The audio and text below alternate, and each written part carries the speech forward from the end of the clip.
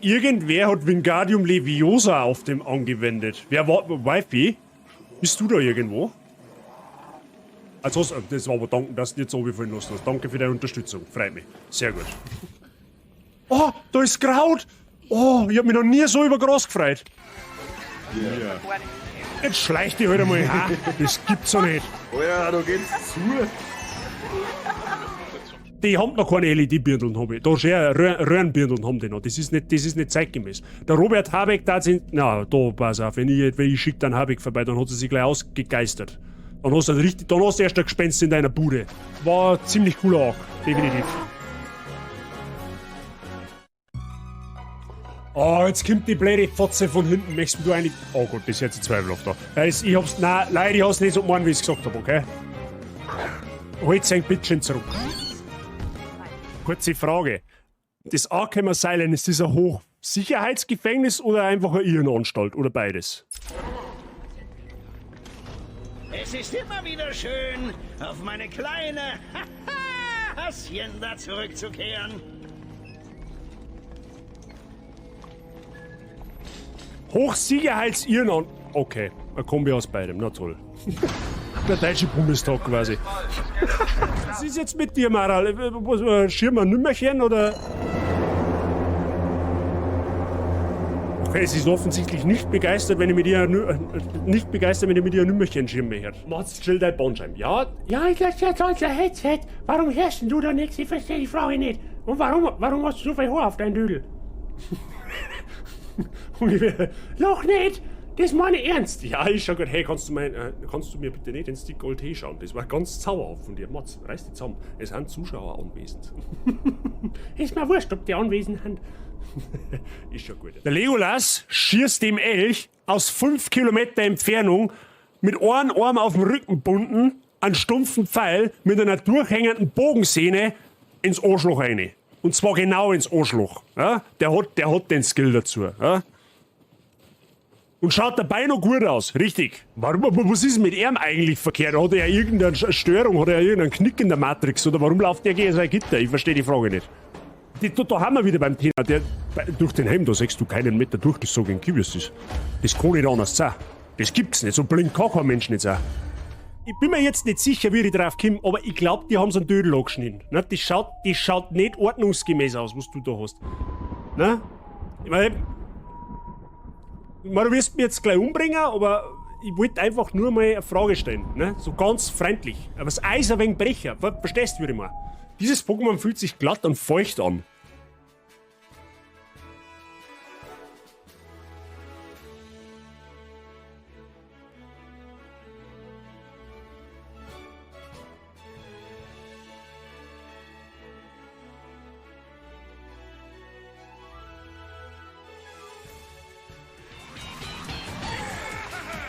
Ja, seh! Das Salz ist stark in dir, mein Freund. Das haben wir sofort reagiert. Batze in Elefantentanga und Nippelsternen? Let's go sich vor Lachen auf dem Boden wälzen. Batze in Elefantentanga und Nippelsternen. Jetzt wird's aber schon extrem. Also, ihr sollt nicht die Viewer eher einen Kopf bumsen mit deinen. Also, so ein Unrealismus. Jetzt mach nicht dir zur Grütze fix, ich red mit meinem Chat, du hast jetzt Pause. Zupf dich. Ja, ist mir wurscht, scheiß auf Gegnerpräsenz. Okay, scheiß doch nicht auf Gegnerpräsenz. Okay, das war... Okay, da sollte man vielleicht nicht blindlings reinrennen. Ich war noch so jung. Du blöde Sau, du blöde.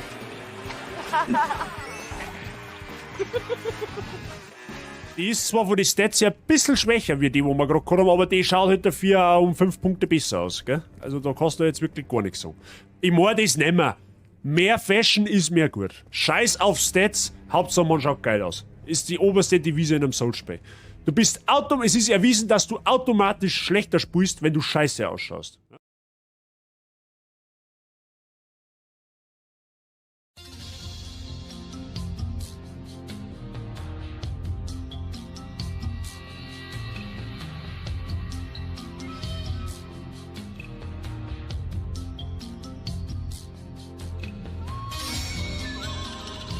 Ich bin mir jetzt nicht sicher, ob da was geht. glaube, ich habe Internetprobleme.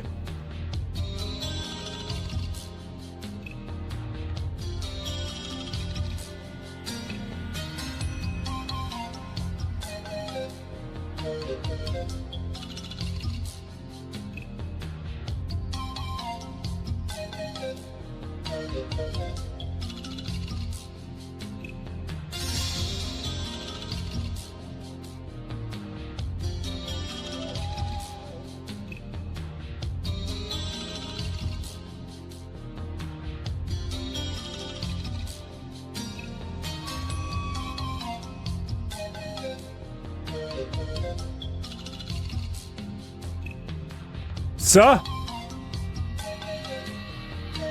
Jetzt ist soweit, dass es soweit ist, Freunde der Sonne. Grüß Gott beieinander, einen wunderschönen Montag. Jetzt hätte ich fast Mittwoch gesagt. Einen wunderschönen Montagabend. Bleibst du da? Nicht mal das Mikro hat Bock auf den Horror, aber es ist ein Zeichen. Ich gehe einfach wieder offline, passt das? Grüß Gott beieinander. Habe ich die Birgit, habe ich die King of Barbecue, habe ich die Price, habe ich die Ripsy, habe ich die Mike. Habe ich die Abby, habe ich die Wifi. Grüß Gott beieinander. Seien Sie gegrüßt. Abgelehnt. Ich Chef. Ja, genau. Ja, diese gut. Ja. Den werden wir das eine oder andere Mal jetzt erfahren im Laufe des Oktobers, ne? Ich weiß nicht. Ich glaube, es ist mehr schlimm für mich als für euch. Ne? Ich glaube, es ist für mich mehr schlimm als für euch. Oh Gott. Mann, wo ist denn die Zeit gegangen? Können wir nicht einfach irgendwie. Ich weiß nicht, können wir nicht irgendwie. Keine Ahnung, Schafkopfern oder irgendwie sowas? Ich weiß es doch auch nicht. Warum ist jetzt schon fast Oktober? Ich verstehe, es war so schön die letzten Wochen. Ich verstehe es nicht. Nein! Ich kann Schafkopf. Nein, scheißegal, wir machen einen Learning Stream. So. 1 plus 1 ist gleich 11, 1 plus 1 ist gleich 11, 11 plus 11 ist gleich 22, 22 ist gleich Holy Molly Schuhen, solange dabei 1 Herz. Holly Molly. Holly Molly ist die auch da quasi. Wer ist denn Holly Molly? Lernen wir den Ludo kennen, oder was? Ripsi, danke dir für deinen Resub im 22. Monat. Vielen lieben Dank. Holy shit, du bist schon fast 2 Jahre dabei bei der Maschine. Ne? Danke dir. Weiterhin willkommen. Und viel Spaß in der Basigang. Ich hoffe, dir geht's gut, mein Freund. Ich hoffe, alles tippitoppi. Ja, Freunde, es hilft eh nicht. Wir werden erst einmal die Musik noch ein wenig leiser machen, weil ich merke, das ist gerade ein bisschen laut. Wir werden heute in eine Demo reinschauen, wo ich leider nicht weiß, wie lange diese Demo geht. Das kann eine Stunde dauern, das kann 2 Stunden dauern. Ich weiß es nicht. Ne? Wir schauen uns heute die Demo von Luto an. Luto ist ein Psycho-Horror, Abenteuer, Adventure, keine Ahnung, nenn es wie es will. Wer letztes Jahr bei Visage, wer letztes Jahr bei Madison dabei war, wir werden uns in etwa, wenn nicht sogar über diesem Niveau befinden. Ne? Also es ist von der Mache her eher so wie Madison, aber wohl deutlich schlimmer. Mein Glück ist, es ist nur Demo. Mein Pech ist, 2025 kommt irgendwann. Das heißt, spätestens nächstes Jahr, weil da wird's mir sowieso keine Wahl nicht lassen. Weil spätestens, wenn die Demo jetzt richtig reif fetzt, wovon ich jetzt einfach mal ausgehe, wird instant nächstes Jahr, da brauche ich nicht mehr Abstimmung machen, weil da sagt ja jeder, du speist Luto, ob du magst oder nicht. Ne? Also ich denke, das ist ein ganz, ganz heißer Anwärter auf eine ganz, ganz schlimme Erfahrung. Ne? Und wir schauen uns heute, wie gesagt, eben diese Demo an. Und je nachdem, wie lang die geht, habe ich unfreiwilligerweise, der ist noch nicht da, die Vollgranaten, die verfluchte, leider ein Ersatzprogramm. Ne? Was das ist, das sage ich jetzt aber noch nicht. Aber ich habe es gestern unfreiwillig geschenkt bekommen. Ne? Im Discord ist ein leichter Hint dazu von der Wifi gekommen. Aber was das sein wird, das werden wir sehen, falls es heute dazu kommt. Aber sei, wenn du da bist, ich wünsche dir, keine Ahnung, ich wünsche dir für den Rest des Abends, dass der jedes Mal, wenn es beim Scheißen Tent wascht, dass der Dämme runterrutscht. Das ist da hoffentlich klar. Aber gut, es hilft eh nicht. Weil wir auch Habitäre, grüß dich Gott. Es ist übrigens Ausrufezeichen YBO. Immer noch.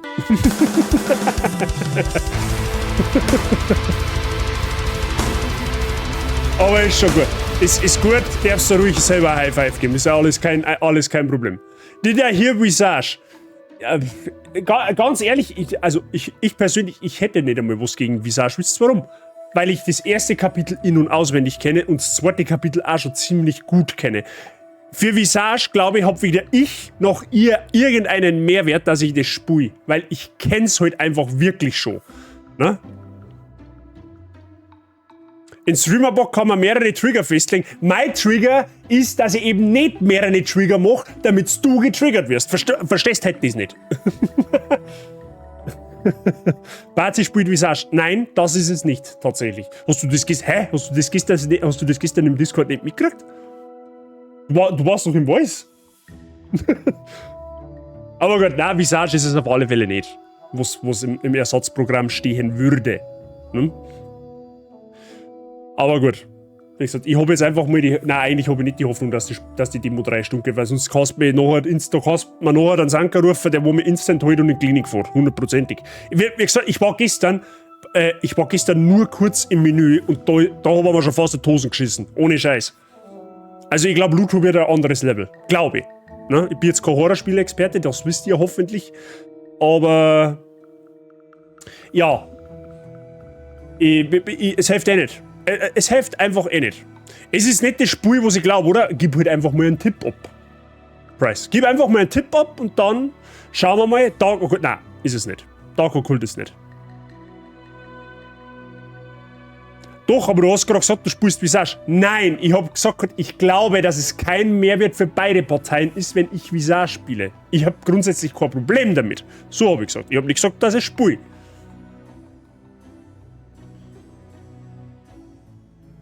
Aber ich bin sauber, wie geht's am Bazi? Dann geh in duschen, ich verstehe die Frage nicht. Mir geht's gut, danke dir. Soweit alles. Ja, noch geht's mir gut. Wie das in einer Viertelstunde ausschaut, das weiß ich nicht. Keine Ahnung. Werden wir sehen. Aber ich sage schon, ist es im Bereich des Möglichen, dass ihr Bock auf den Horror-Oktober habt? Ist das im Bereich des Möglichen? Wahrscheinlich, warum stelle ich die Frage eigentlich? Ich weiß es auch nicht. Ich hab keine Ahnung.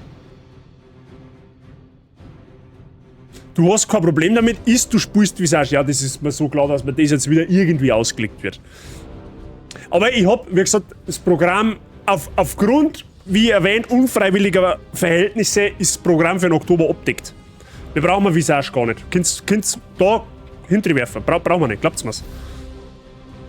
Weil am Donnerstag fahren wir ja das eigentliche Main-Projekt für den Oktober an. Ne?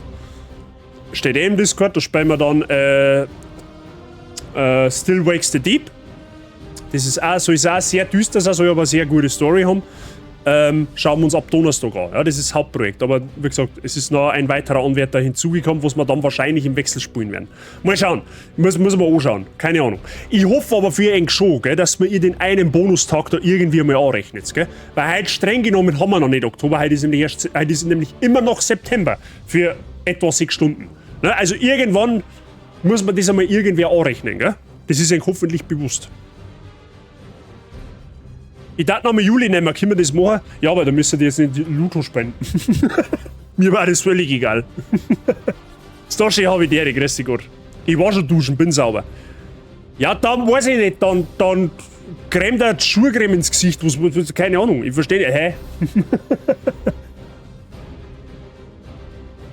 Erst dafür am 30.10. aufhören, ja, das wird eh so werden, weil, was ist denn der 31. für ein Tag? Bei dem man Billy schon aufgeweckt hat, den verstehe ich jetzt nicht. Was ist denn der 31. heuer für ein Tag? Ist das ein Samstag? Das ist im Bereich des Möglichen.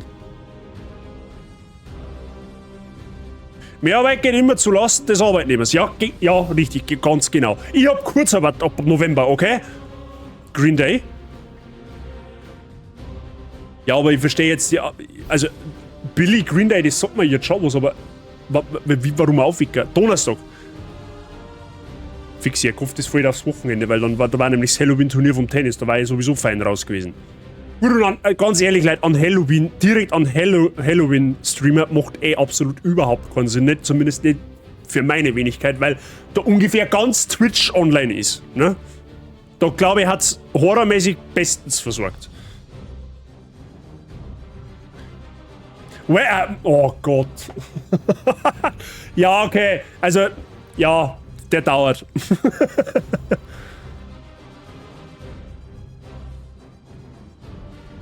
Der Billy hat gesehen, was ist und hat gesagt, der wartet bis nächstes Jahr. Ja, das war für mich wahrscheinlich auch das. Nein, nächstes Jahr wird es ja noch schlimmer. Das ist ja das. Es ist egal, wie man es dreht und wendet. Es ist einfach. Es ist scheiße. Es ist scheiße. Warum habe ich eigentlich letztes Jahr den Horror-Oktober ins Leben gerufen? Ich weiß nicht. Warum habe ich das getan? Welcher Gruppenzwang hat mich da übermannt? Ich verstehe es nicht. Aber es ist irgendwie so. Einerseits habe ich überhaupt keinen Bock drauf und andererseits aber eigentlich schon. Weil ich halt irgendwie gespannt bin, was wir heuer wieder für einen Scheiß durchmachen. Also allen voran ich. Ne? Ihr sitzt ja nur da und schaut zu. Offensichtlich. Bist du ein bisschen gestresst, kommst du rüber oder passe ich das gerade so auf? Ich muss einen fucking Horror spielen. Der erklärt das nicht alles hier an der Stelle. So wie die. Oh.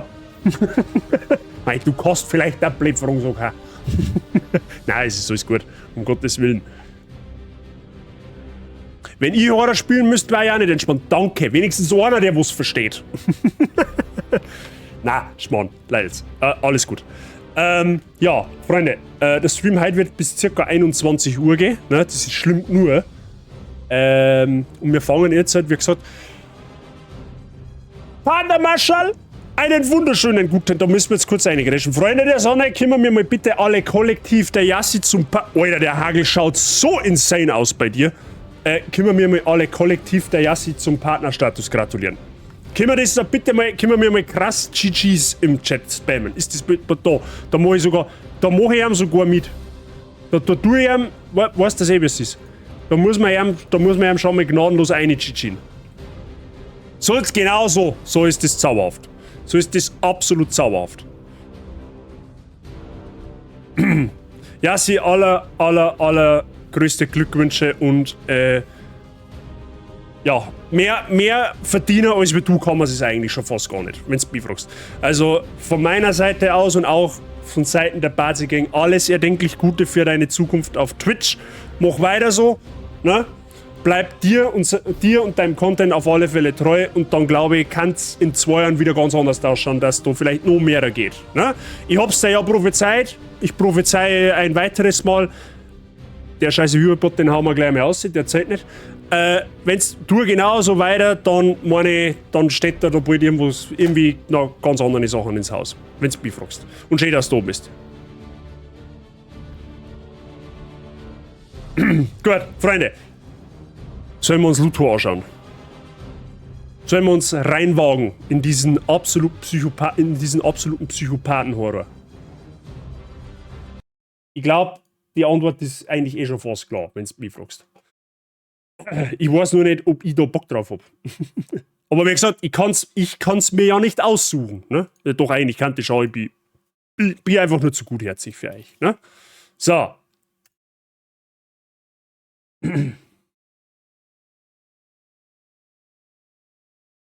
Ich habe das gestern, wie gesagt, eingestellt. Ich hoffe, dass jetzt alles läuft. Ey, für Blöde, ich habe es heute in der Insta-Story gesagt, ja, aber was bedeutet das genau mit Twitch? Twitch-Partner ist quasi, ja, du kriegst dann, ja, das soll auch ein bisschen Jassi erklären, die hat da die genaueren Randinfos dafür, ne? Da ist jetzt meine Maus, da ist meine Maus. Steam macht dich hinne. So ist jetzt nicht. So. Gut. Freunde, okay, wir haben schon mal ein Beidel. Ein Beidel ist immer gut. Ein Beidel ist immer gut zum haben. Ne? Ludo Demo The Choice. This demo is a standalone experience, a representation of what Ludo will be. We hope you enjoy it as a small game in its own right. Please note that we are still in development and that the demo is a pre-major version of the game. You are likely to encounter some bugs and unstable performance. We are still working hard to improve the final experience. Important, this demo has no save system. Ja, herzlichen Glückwunsch, bin ich schon wieder raus. Das ist ja perfekt. Jetzt müssen wir das heute am besten durchspielen, weil sonst, ne? Das ist ja toll. Super.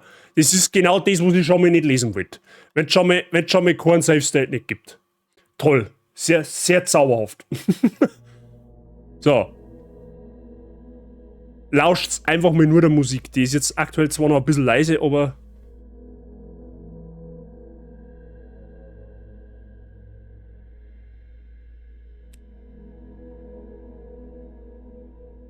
Ich hab einfach... Na, Freunde, nein, ich hab einfach... Nein!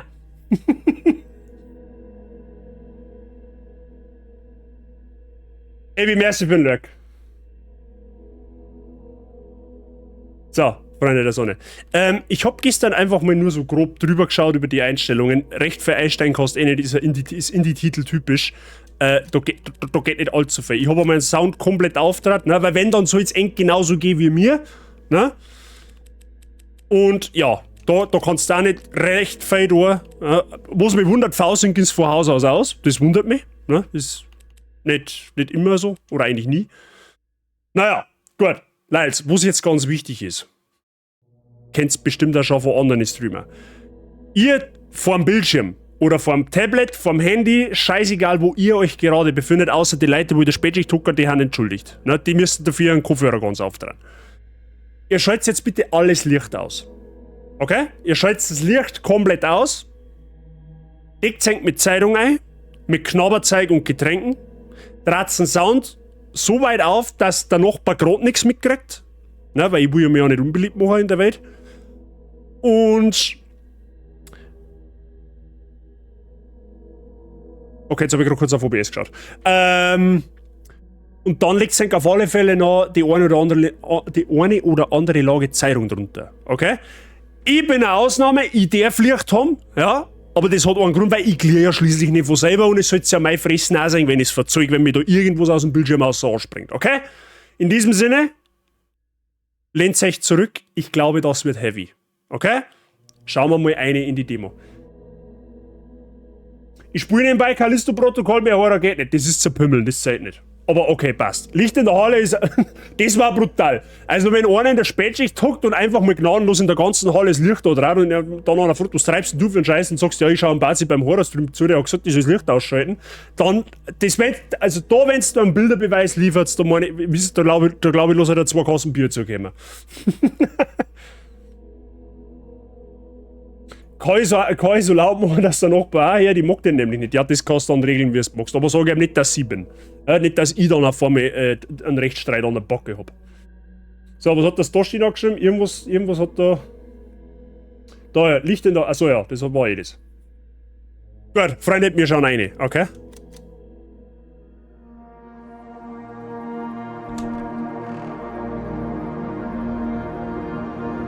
Ja, natürlich.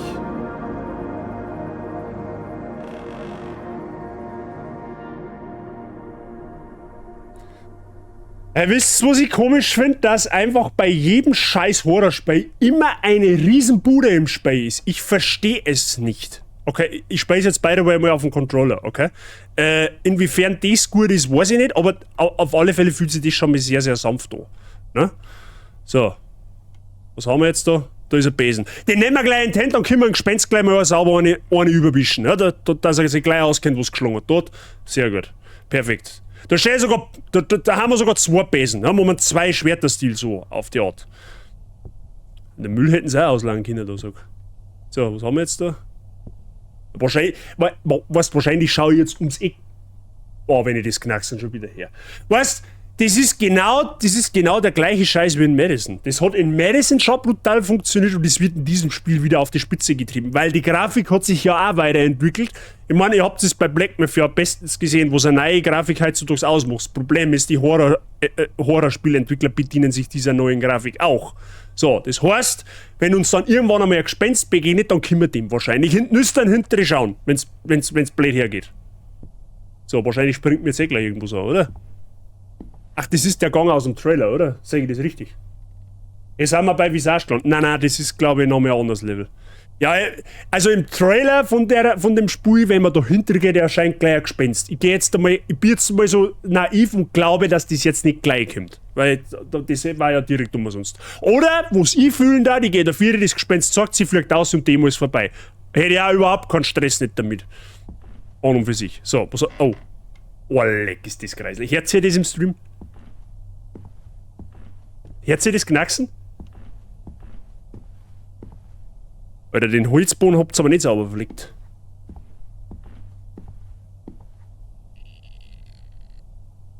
Leck, ich hab überhaupt keinen Bock nicht. So, ja, so, was bist du? Kann man irgendwie... Ah.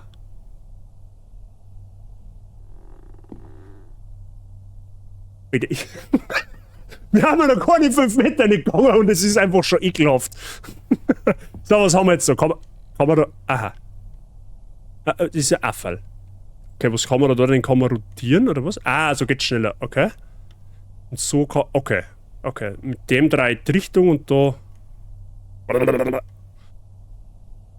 Okay, was soll ich jetzt mit dem Affen? Warum hat der das Mai auf? Und warum hat der einen Stachel auf dem Kopf?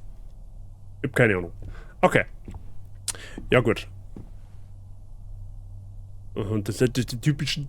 Der Wukong auf. Ja, stimmt. Den haben sie, der ist aber beim Waschen sauber gegangen, wenn du mich fragst. So. Ist ja auch wieder so typisch, diese komischen... Boah, leck, Alter. Also diese ganzen typischen Psycho-Bell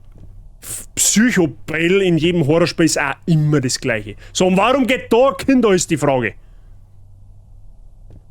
Da ist ihr Connection hier, ja. So. Also, aber grafisch schaut schon gut aus, gell? Also, gerade mit dem Lichteinfall. Kann man da an der Tier irgendetwas da? Record. Da Radiostudio drin, oder was?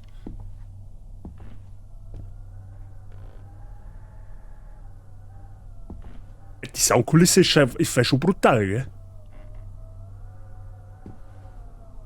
Das könnte es ein DLC kosten. Ja, wahrscheinlich.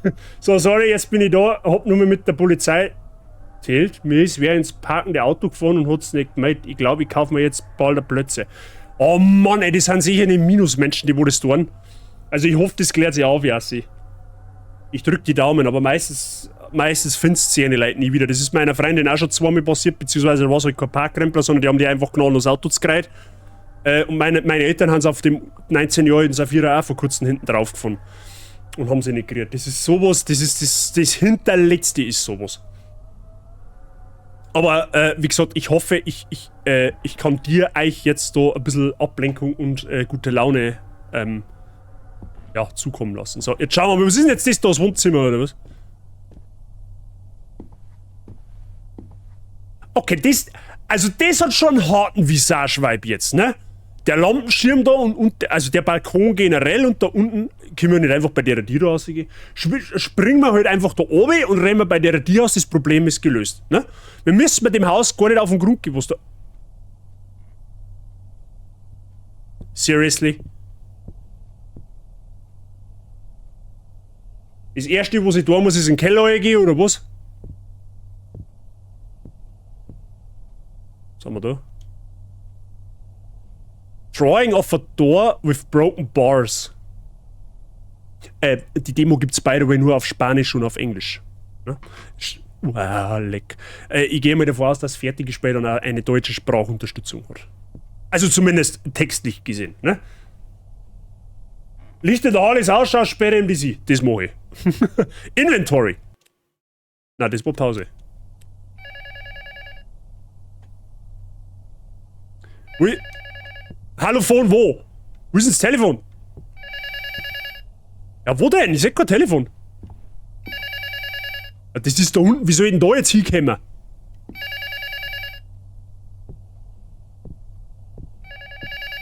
Oh nein, ich mag da... Nein. Oh, leck, das knackst so kreise. Ja, ich komm ja schon. Jetzt chill doch einmal dein Knirschheim. Alter, ich hasse diese Geräuschkulisse bei solchen Spielen. Ja.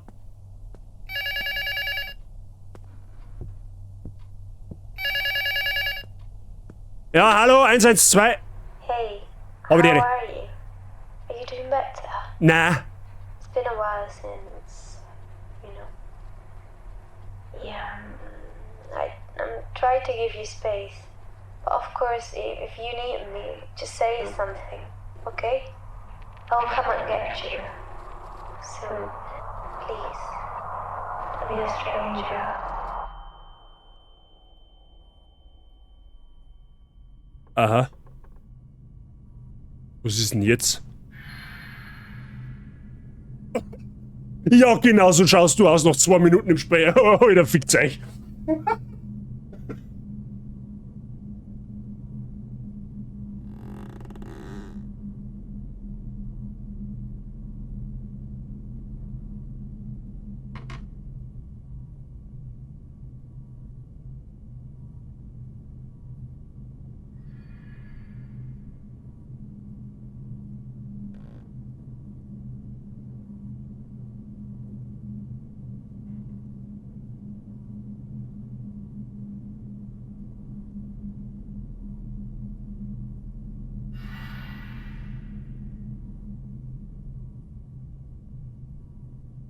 Das ist ja nicht dein Ernst jetzt, oder? Das ist nicht dein Ernst. Wir haben ja 3 Minuten in der Scheiß-Demo und schon eskaliert's, oder was? Ah, hau doch ab, Alter. Ich hab keinen Bock nicht. Weißt du, Madison ist ja war auch schlimm, aber ist ja halbwegs vernünftig, also in einem vernünftigen Pacing losgegangen. Und da kommst du in das Haus eine Bumm, eskaliert. Ja, toll. Und. Wait a minute. Da oben war. Wir haben doch jetzt. Haben wir nicht im Eingangsbereich? Da oben haben wir doch gerade eben gestanden, oder? Oh, leck, da ist überall stockfinster, hey. Do not stare at him. Ja, ja. Oh, nein. Wow. Wie schlimm kann Horrorspiel werden? Ja. Es eskaliert instant und mich verfolgt wahrscheinlich irgendwas, dem ich nicht einmal ins Gesicht schauen darf, oder was? Hat das Doshi bei dir auch als Licht ausgeschaltet? Ja, offensichtlich. Oh, ich geh da nicht hinter, das kannst du voll vergessen. Meine Intention würde behaupten, ich muss da hinten hin, aber das kostet jetzt erst einmal löten, dass ich da hintergehe.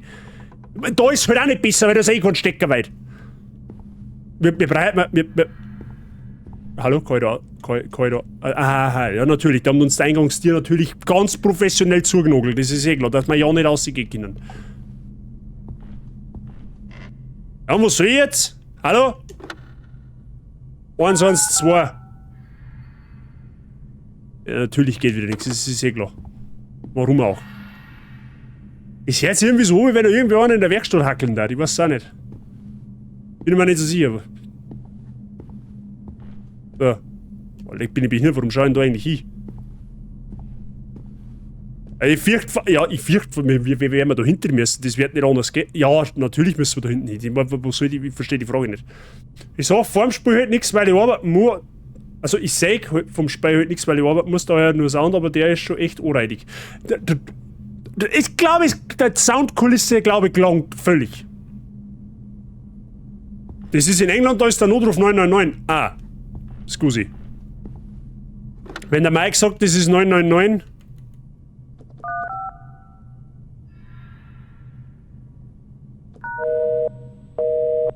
Also war auch wieder klar, oder? Ah, da SOS.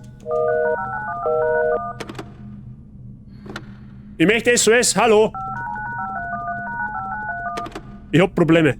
Offensichtlich. Verdammte Tade. Ja, das wird nicht helfen, wir werden da hinten müssen. Können wir uns da wenigstens irgendwas haben? Irgendeine Lichtquelle oder sowas? Boah, Lecky, wenn da hinten springt mir jetzt. Ich schau einfach am Boden rein. Das ist das Beste, was ich tun kann. Und der oh nein, das ist ein Tiger. Nein. Nee, los mich. Was auch immer da jetzt steht, lass mich einfach im Frieden, okay?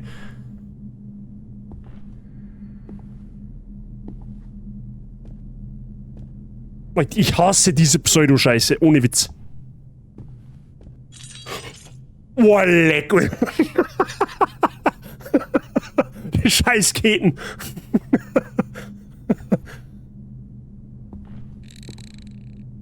Oh, ist das... Boah, leck. Das ist schon greislich. Leck mich am Arsch. Wie zoomen.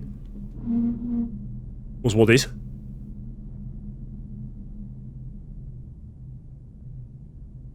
Ja, ich verstehe die Frage. Ich weiß nicht, was ich hier soll. Ich weiß nicht, was ich hier soll. Pinks Kissen, das macht's aber, glaube ich, auch nicht besser. Oh. Der Anruf. wir müssen, aha. Aha. Ja, dann werden wir doch das einmal da hin. Oh, ich glaube, das war keine gute Idee, dass wir das da haben. Oh Gott, die werden wir jetzt...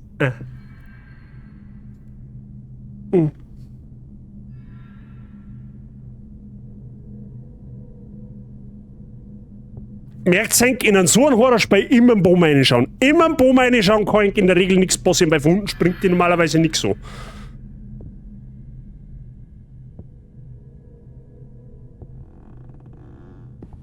Ah, da ist ja... Ah, die Scheißketten! Ey, kann ich nicht irgendwie rennen?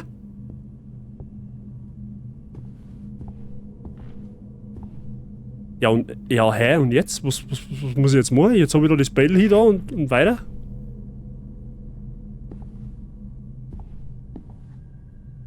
So mal zwischendurch schauen wir, weil jetzt haben wir geschlagene, keine Ahnung, 15 Minuten im Spiel, was holt's denn hier da jetzt davon?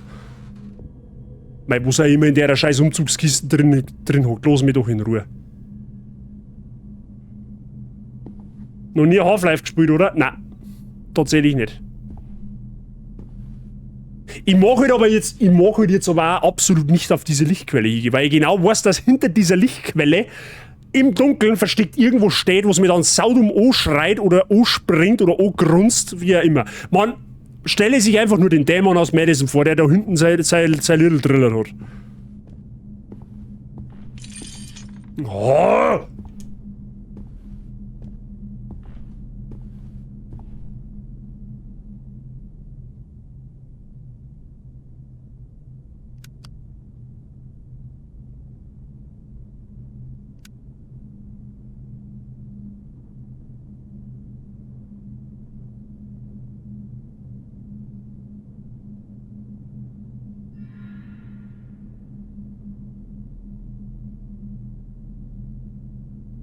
Perfekt! Das ist richtig gut gelaufen. Das läuft genauso gut wie das Länderspiel damals bei der WM 2018 gegen Südkorea. Das läuft richtig, richtig gut. Also so richtig, richtig gut läuft das. Und mit richtig gut meine ich gar nicht. Ne? Da hängt der Geist jetzt dann, auf dem Demo vorbei. Ja, da bitte Demo vorbei. Da, nimm die Ketten, schling das um den Hals und häng die auch fertig. Kriegst sogar noch Rampenlichtel dabei. Ella hab ich die, Christi gut. Bazi, müssen mal als alte Cry of 4 spielen, da springt die alles nur von unten an. Dann schau ich einfach nach oben, ist doch mir wurscht.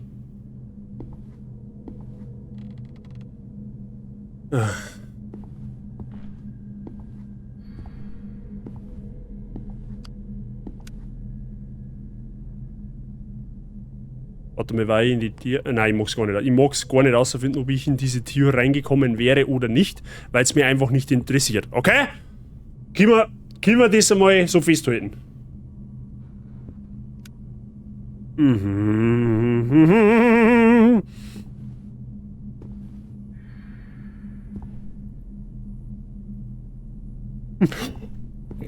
Das kannst du vergessen, ich geh da nicht hinter. Das kannst du voll löten, dass ich da jetzt hintergehe. Nein, ich bleib jetzt da stehen, geh jetzt in den Brief. Wo ist der Mülleimer? Mülleimer wo? Wo ist der Mülleimer? Ja, der Koffer tut's genauso. Ich geh mal in Embryostellung, sitzen wir unseren Koffer rein und warten wir bis... Da geht's auch noch hinter. Ach, hau doch ab! Ja, schon, los man schon was ins Gesicht, hast du recht. Ja, super. In was für einen finsteren Gang gehen wir jetzt? In den ersten oder in den zweiten? Wo haben wir denn jetzt überhaupt? Im Keller oder im Erdgeschoss oder im Dachboden? Oder ich versteh's nicht. Ja, hau ich halt dein Maul dahinter.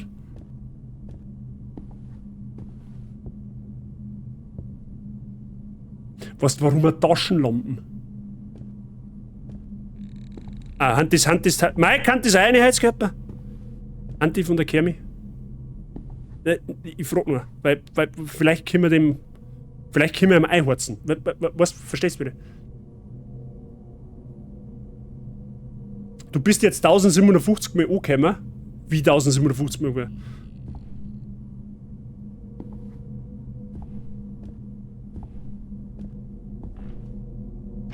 Du geht's... Hör dein Knacksen auf.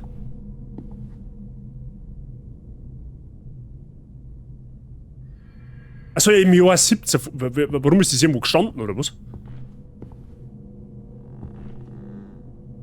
Warum schaut denn der Fisch so zintig? Ist das überhaupt der Fisch?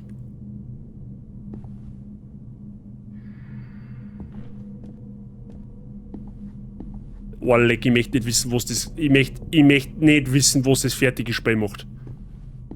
Weil, also so streng genommen ist ja eigentlich nichts passiert bisher, ne? Das ist ja einfach nur Atmosphäre und das war in Madison schon so schlimm.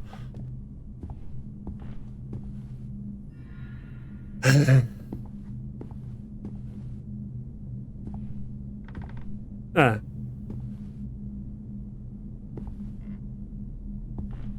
Kannst du vielleicht eventuell... Das Regal, fast das gleiche Regal steht da hinten, nur noch mit auf der anderen Seite das gleiche und in schwarz. Ne? Also das kann quasi mein Gamingzimmer sein. Wenn ich in der Bude als Gemälde hänge, dann da ich auch grantig schauen. Ja, genau. Wo ist denn eigentlich der Sprengi? Da unten. Hab ich den Sprengi? So. Was ist jetzt da? Oh, da ist Licht. Ne, hör halt einmal auf! Und der Elektriker oben einen kurzen, oder was? Ja, ich weiß schon, der ist flach. Du brauchst... Hier ist das erste Fernsehen mit der Tagesschau. Ich hab jetzt...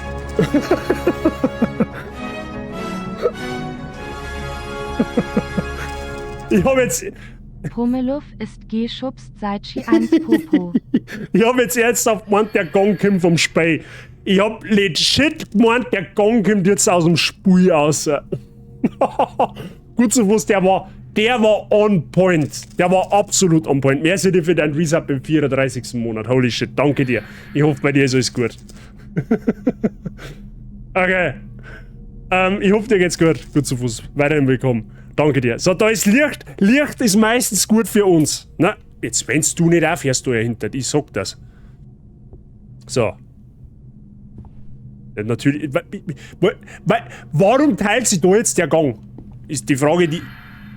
Alter, irgendwie wird das Geräusch immer lauter. Ich weiß auch nicht. Oh, nein!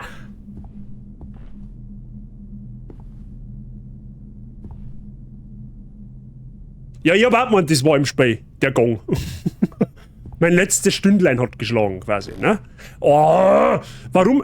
Also das Knacksen an und für sich ist ja schon schön und recht und schön in einem Horrorspiel, aber warum muss ich das so anhören, wie wenn ich jetzt mal einen auf den Stuhl rausdrücke? Ich versteh's nicht. Man hat sich schon mal einer vor seinem eigenen Schoß erschreckt. Hallo? Los mich.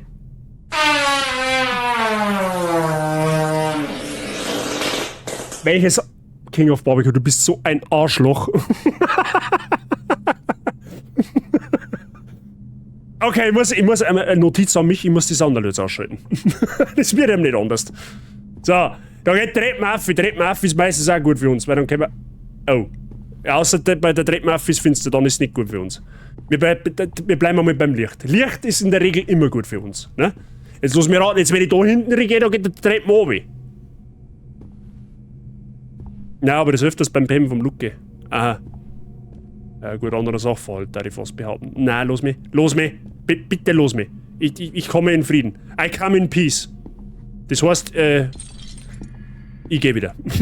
Alles klar, da steht offensichtlich der Krampus hinter, da geh ich nicht hin. Da steht offensichtlich der Krampus-Sepp hinter, da geh ich nicht hin. Ne? Der bereitet sich quasi schon vor, die bösen Kinder in einen Sack zu stecken und zu verschleppen. Und das böse Kind bin offensichtlich ich, weil sonst war ich nicht in der Situation. Also das war die Käden. Okay, ja gut. Oh Mann, hey. Ja, ist schon gut. Ich hab da... Ja, natürlich geht da Treppen oben. Warum denn auch nicht? Ach komm, hau doch ab, hey. Wer zum Fick geht freiwillig da oben? Außer der Prof, der zählt nicht. Der ist generell anders. Aber da geht doch kein Mensch freiwillig oben jetzt, oder? Ich gehe erst Treppen auf. Treppen auf ist in der Regel besser als Treppen oben. Wobei, wenn die Treppen an Dachboden auf geht, ist es auch nicht wirklich gut für uns. Ne? Jetzt haben wir legit die Wahl zwischen Pest und Cholera. Ne? Und wir müssen aber uns für eins von beiden entscheiden. Was der WD-14 dabei vielleicht besänftigt, ist ein Kettenraschler. Ich kann mir maximal WD-14 Durchgrunzen schmieren, damit es ein wenig geschmeidiger ausgeht, wenn es pressiert. Aber sonst mehr, glaube ich, ne? So. Ja, es ist halt einfach bei beiden finster. Also ob ich jetzt da aufgehe oder da oben, das ist halt... Gehen wir mal nach oben, oder? Ich hätte jetzt fast gesagt, wir schauen jetzt einfach mal freundlich nach oben. Der mal das Holz, was ist das? Mahagoni. Ist da... Den habe ich fast kennen sehen. Der war der King of Barbecue Spitze bisher. So. Wisst ihr, was das Gute ist? Ich hab Cooldown drauf. Aha, jetzt haben wir wieder... Aha. Ja. Knackse Knacks.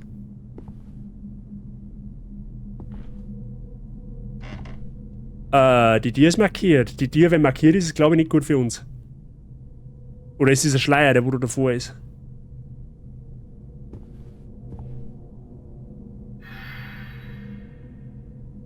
Okay, ich glaube, da sollten wir nicht hin. Ich glaube, da sollten... Nein, gehen wir in den Keller oben. Ich glaube, ich weiß nicht, was im Keller ist, aber Dachboden schaut mir nicht gut für uns.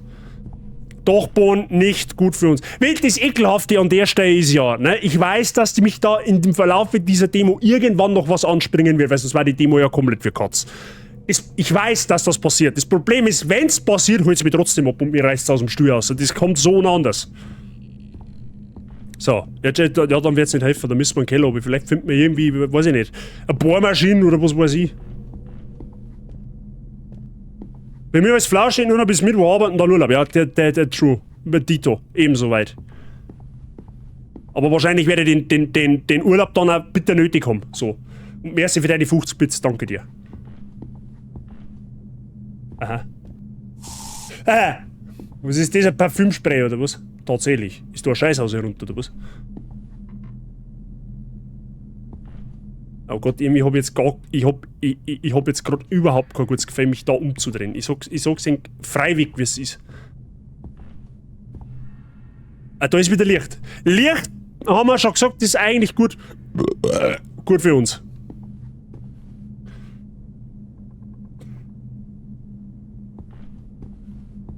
So.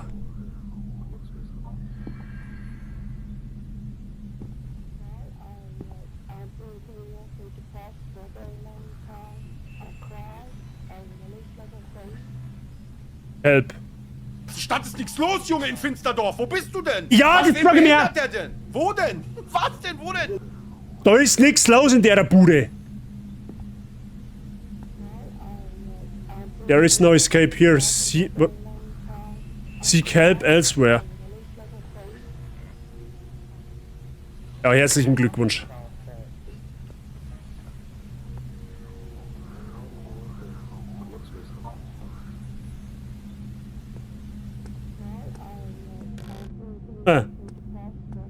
Was ist das, die Illuminaten oder was? Ja, also ich vermute, Freunde, ich vermute mal diese Dinge hier so, ne? Die Tiere da mit die 3 Dreieckerl, die sind wahrscheinlich Rätsel, die wir dann im Laufe des Hauptspiels, wenn es mal rauskommt, die werden wir dann da wahrscheinlich lösen müssen. Ich glaube nicht, dass das schon Teil der Demo ist. Also können wir zumindest nicht vorstellen, ich hab was fast gedacht. Wo ist eigentlich die Kamera und die Tabletten? Du bist sofort Start. Auf der Steh, Wifi. Du, stop it. Auf die stille Treppe. Oder auf den Sessel, ist mir scheißegal. Aber pssst, will ich nicht wissen. Da schlammt mal an, ist ja schon schlimm nur. Da steht legit überall Help. Ja, okay, dann ist aber eigentlich auch absolut klar, wo wir hin müssen. Wir werden da auf müssen und dann springen wir uns am Dachboden noch irgendwas an. Dann ist hoffentlich die Demo gut. So. Auf den stillen Hexenbesen. Ja, auf den Nimbus 1985, hätte ich fast gesagt. Ich gebe mir selber aus, pfui Teufel, dankeschön. Ja, dann halt auf für einen Dachboden, was... Alter, ich steck dir das Spray so derartig weit hinter rein, dass man meint, du hast Lavendel gefressen, das garantiert er. Ohne Witz. Warum ist denn auf bis zu eigentlich genauso finster? Da schlammt mit der Streichhölzel geben wir nicht. Weißt du was, Doshi? Du kannst ja gerne mal das Spiel selber spielen, ne? Und dann auf Discord für uns streamen. Wir werden das, hm? Ja, also ich darf's feiern. Eins im Chat werde ich's feiern, dat. Wenn wir mehr wie 5 Eins im Chat haben, dann muss es da. So, einen haben wir schon. Ich bin der Zweite. 3. 4. Ja, ich rede nicht von heute, ich rede von... Ah, sag da bist du schon fällig. Bist schon fällig? Hat's dich schon. So. Warum ist jetzt da alles finster? Das war doch vorher nicht. Ah, da, ich wollte gerade sagen, da muss ja wieder irgendwo Licht sein. Gib mir mit deiner scheiß Ketten dahinter. Eins von Lucky, ja, Soshi, das ist schon klar. Sagst du, das hat's. Nein, das ist soweit ist, ne? Ich meine, es war ja damals, letztes Jahr bei Madison das gleiche. Ich hab Madison in Teilen, in kleinen Teilen bei der Yassi und bei der Sabi gesehen. Und beim Zuschauen haben wir gedacht, ja, schon nicht ohne, aber ich glaube, es kann beim Spielen schon gehen. Bis ich dann selber gespielt hab. Zuschauen und Spielen, zwei ganz andere Welten, glaub mir das. Andi, habe ich dir, grüß dich Gott. So. Ja, wir werden da auf müssen. Wir werden da auf müssen und dann springen uns jetzt gleich irgendwas kreislig um. Wir halten uns jetzt, also ich habe jetzt Panzertape leider nicht da, aber wenn jetzt da hinten das Regal gleich hinter mir umfliegt, dann Notruf Nummer 112 bitte. Ne? So, was haben wir jetzt da? Da haben wir ein dickes, fettes Augensymbol und vorher hat es geheißen, wir sollen dem nicht ins Gesicht schauen, also was tun wir? Logischerweise entweder haben sie gut, das ist so genauso finster. Gut, schauen wir nach unten, da haben wir wenigstens ein bisschen Resonanz vom Lichtl und dann werden wir da schon irgendwie, das werden wir ihm schon irgendwie hinbringen. Hoffe, glaube ich, denke. Ich weiß es nicht. Ich kann am lieber, ich darf jetzt am lieber mein Mikro abschlecken. Er hat so, da unten waren wir ja vorher gerade. Ah, los mir. Ich geh schon wieder. Es ist alles gut. Was ist das überhaupt? Okay, das Augensymbol ist auch da an der Tier dran. Zeigt ja das da, ne? Das ist nix, das ist nicht gut. Also ein rotes Auge in der Dunkelheit, Freunde, das ist nicht gut, ne? Licht generell schon, aber ein rotes Licht in Form von einem Auge nicht. Da glaube ich, haben wir uns einig, ne? So. Erst recht nicht, wenn das Augen bliert. Auch nicht gut. Erst recht, also extrem schlecht eigentlich, ne? Nein. Boah, leck, ich scheiß mir schon die Hosen, nur weil jetzt das Ding erscheint, da ich es anklicken soll. Ich will das nicht anklicken.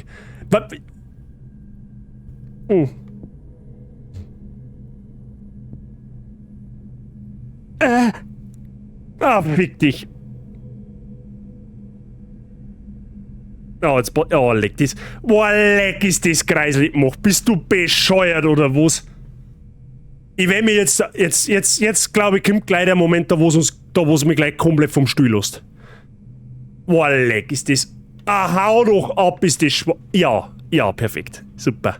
Das ist zauberhaft. Das ist absolut. Warum? Oh ja, Videokassette noch mal länger nicht mehr gehabt. Ja, herzlichen Glückwunsch. Ja, aber da passiert. Also, ich kann da quasi preismäßig für deine 50 gehen. Ja, toll. Jetzt steckt garantiert irgendwas hinter mir. 100%ig. Ja.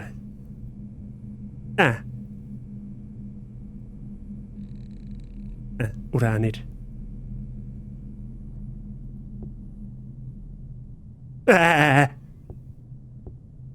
Nein, mag nicht.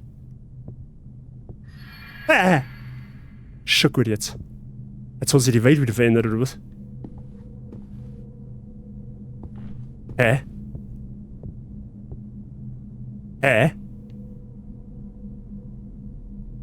Ja, was soll ich jetzt da? Also wieder in den Keller gehen, oder was? 5. Was? Also meines Erachtens ist das weggeschmissenes Geld. Ah, der Feind, Alter. Danke dir für deine 5 Gifted Subs. Oh, der schreckt mich heute nicht so. All meine normalen Attacken werden jetzt noch viel stärker. Was ist denn jetzt verkehrt? 4, 2. Twitch, hä? What? Wie Twitch? Hä? Hat jetzt Twitch offiziell mir selber 2 Subs gegiftet? Dabei wieder merci dir für deine 5 Gifted Subs an den Shadow, an den Sprengi, an Relaxo, an den King of Barbecue, an den Gerko, und an den Gerko. Danke dir. Das hätte jetzt nicht 5 Subs kosten müssen, um mich zu erschrecken. Dafür haben wir Sounds, wenn sie in Schule gelöst worden haben. Aber danke dir. Und Twitch, I don't know. Danke für 2 Gifted Subs an Treek und an den Andy. Vielen lieben Dank. Jo, ist gerade der Bonus. Ach, das geht von Twitch automatisch aus, oder was, wenn einer mit Subs schmeißt, oder wie sage ich das? Ist nur wegen der Schicker, der Feier oder danke dir. Und habe dir, ich hoffe, dir geht's gut. Da ist momentan Bonus irgendwas. September schenkt Twitch ab 5 Subs mindestens 1 Sub zusätzlich aus. Okay, Twitch hat auf alle Fälle Spendierhosen an. Twitch, dankeschön an dieser Stelle, vielen lieben Dank. Es ist ja noch September, aber nur noch 6 Stunden, glaube ich. 4, 3. Wie noch mehr?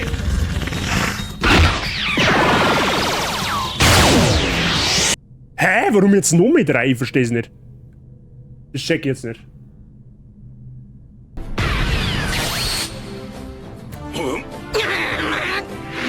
Ja, jetzt verstehe ich warum.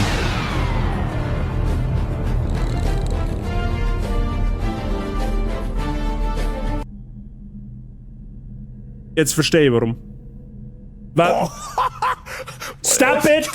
Was für dicke Steine! Jetzt verstehe ich warum. Jetzt triggern erst die 3 von Twitch, bevor der Mike mit 10 noch. Na, also die 3 von Twitch triggern, weil der Mike mit 10 eingerätscht. Erst triggern aber die 3 in dem Alert und dann kommen der Mike seine 10 hinterher. Mike! What are you doing? Are you out of your mind? Holy shit, danke dir für deine 10 Gifted Subs an Kalis, Marlene, Heavy Dude, Milos, Kaiven, 94012, keine Ahnung. An den Bibi, an den Cryptex, an den Rich Mitch, an den Dev und an den Ledge O. Kenne ich leider einen Teil davon nicht, aber ein paar davon kenne ich. Vielen lieben Dank, Mike. Alter, stop it. Happy letzter September-Tag. Ja, das müssen denk aber nicht 10 Subs kosten. Da tut's einer auch. Da tut's eigentlich, nein, da tut's zuschauen. Das tut's ja völlig. Vielen lieben Dank, Mike. Und Twitch-Name, Dankeschön für die 3 Gifted Subs zusätzlich an den Miss Fluffeluff, an den Junker und an den. Jetzt hätte ich bald RKO gelesen. An den MKO. Dankeschön. Leute, vielen Dank für den Support. Dankeschön. Können wir mir jetzt bitte mal.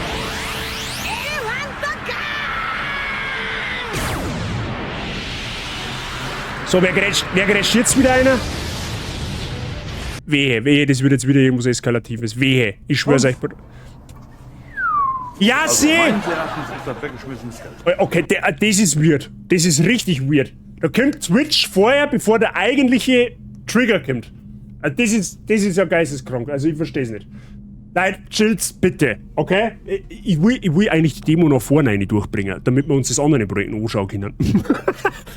Nein, eigentlich mag ich's nicht. Ja, sie danke dir. Vielen lieben Dank. An deinem Ehrentag musst nicht du auch noch daherkommen mit Subs schmeißen, okay? Danke dir mit deinen 5 Gifted Subs an,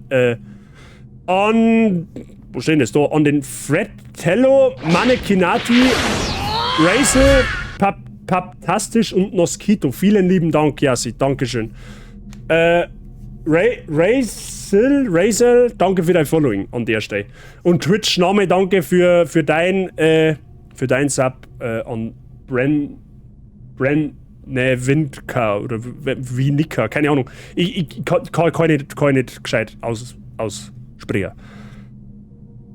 So, Leute, vielen lieben Dank für den ganzen Support. Dankeschön. Das ist zu viel. Das ist viel zu viel. Dankeschön. Können wir ganz gechillt mit dieser Demo weitermachen. Also, gechillt mit der Demo weitermachen ist wieder relativ. So, ajo, danke für den Geschenk-Sub. Ehre, bedankt sich, also alle, die einen Sub ergaunert haben und gerade im Chat haben, bedankt sich bitte an eure Spender. Los uns halt. Ja, okay, ich los eigentlich ja aber nicht, wenn es in so einem großen Rahmen ist. Ne, das ist schon wieder sauber. Hallo, wir haben Hype-Train Stufe 6, es hat so geistesgestört. Für das, dass wir in Tosen scheiß.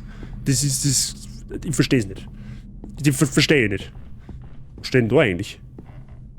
They are no longer here. Hey! Wer war denn jetzt das? Shadow, du bist so ein Arschloch.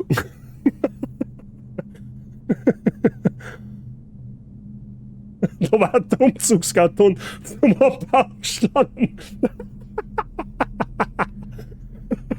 Der Moment, wenn der Monte einfach von der Mauer aus ins Gesicht einschreit und du meinst, das kommt vom Spiel. Ich meine, legit, dass alles aus diesem Spiel kommt. Okay, Chat, jetzt seid ihr ehrlich, der hat nicht nur mich erwischt. Der hat jetzt mindestens 5 Leute aus dem Sessel gerissen. Gebt es zu. Gebt es zu, so ehrlich müsste man sagen, wenn einer einen Jumpscare raushaut, da muss man so ehrlich sein, dass man den würdigt. Also der hat jetzt nicht nur mir aus dem Sessel gerissen, das kann mir jetzt keiner verzeihen. Da haben jetzt mindestens 5 Leute im Chat, die jetzt einen halben Herzinfarkt gekriegt haben. Inklusive mir. Da ist ein Achtel mitgekommen. Mindestens. Ja, okay, die spritzt bis du in der, das haben wir schon. Der hat uns so nicht erwischt, ja, ich glaub's auch. Da war mir fast der Hammer aus der Hand gefallen. Ja, das war der Hammer quasi. Das war quasi der Hammer. Kann mein Danke für dein 5er Streamstreak. So, aber was ist jetzt da? Ich weiß halt auch nicht. Ja, du suchst da Hilfe. Wo kann man sich auf den Sessel sehen? Ah. I am lost.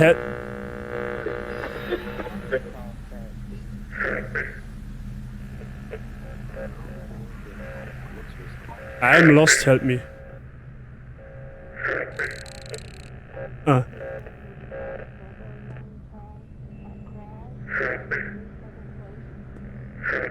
Ja, wenn du jetzt sagst, wo bist, dann da ja helfen. Außer du sagst, du bist ein Dachboden, dann kann der leider nicht mehr helfen.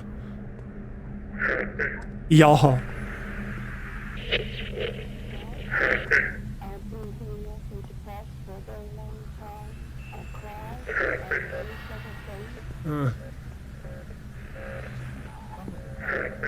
Ja, ich kann da. Was will denn da? Ist den Radio zusammenhauen oder was?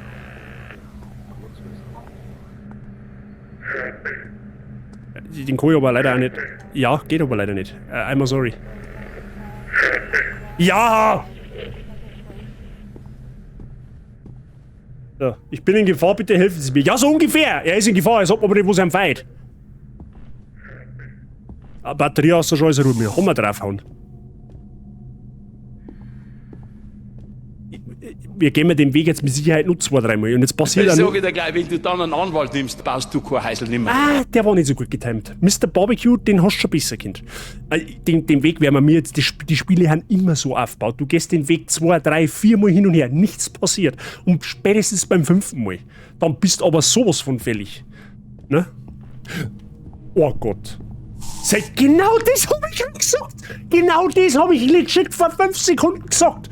Die ganze Zeit ist da kein Gespenst gegangen. Und jetzt ist da ein Scheißgespenst, das wo man jetzt gerade drauf wartet, bis dass ich diese Scheißtreppe da aufgehe und mir dann an die Gurgel will.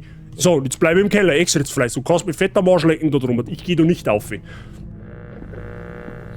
ist eine Pause. Ja, genau, jetzt ist zur Ruhe. Ich hatte gleich einen Anzug, wenn es Aber sowas von ist jetzt Pause. Das garantiere ich. Leute, vielen lieben Dank für den Hype-Train der Stufe 6. Dankeschön. Ihr seid so geistesgestört. Vielen Dank für den ganzen Support. Das kenne ich sonst noch von der Ampel. GV. Ja, genau. GV-Sum. Ich hab's aber jetzt hoffentlich schon alle auch dieses Gespenst da gesehen, oder? Das war nicht nur... Oh nein. Wie lang ist denn... Alter, das Ding werden über Treppen oben... Man kennt es noch... Also, das wissen ganz, ganz wenige. Ich habe ja mal Resident Evil 7 Biohazard gespielt im Stream. Da waren viele von euch noch nicht da. Und da hat es eine Szene gegeben, relativ am Anfang vom Spiel. Die ganzen Resident Evil Fanboys da erinnert, die wissen die Szene auch.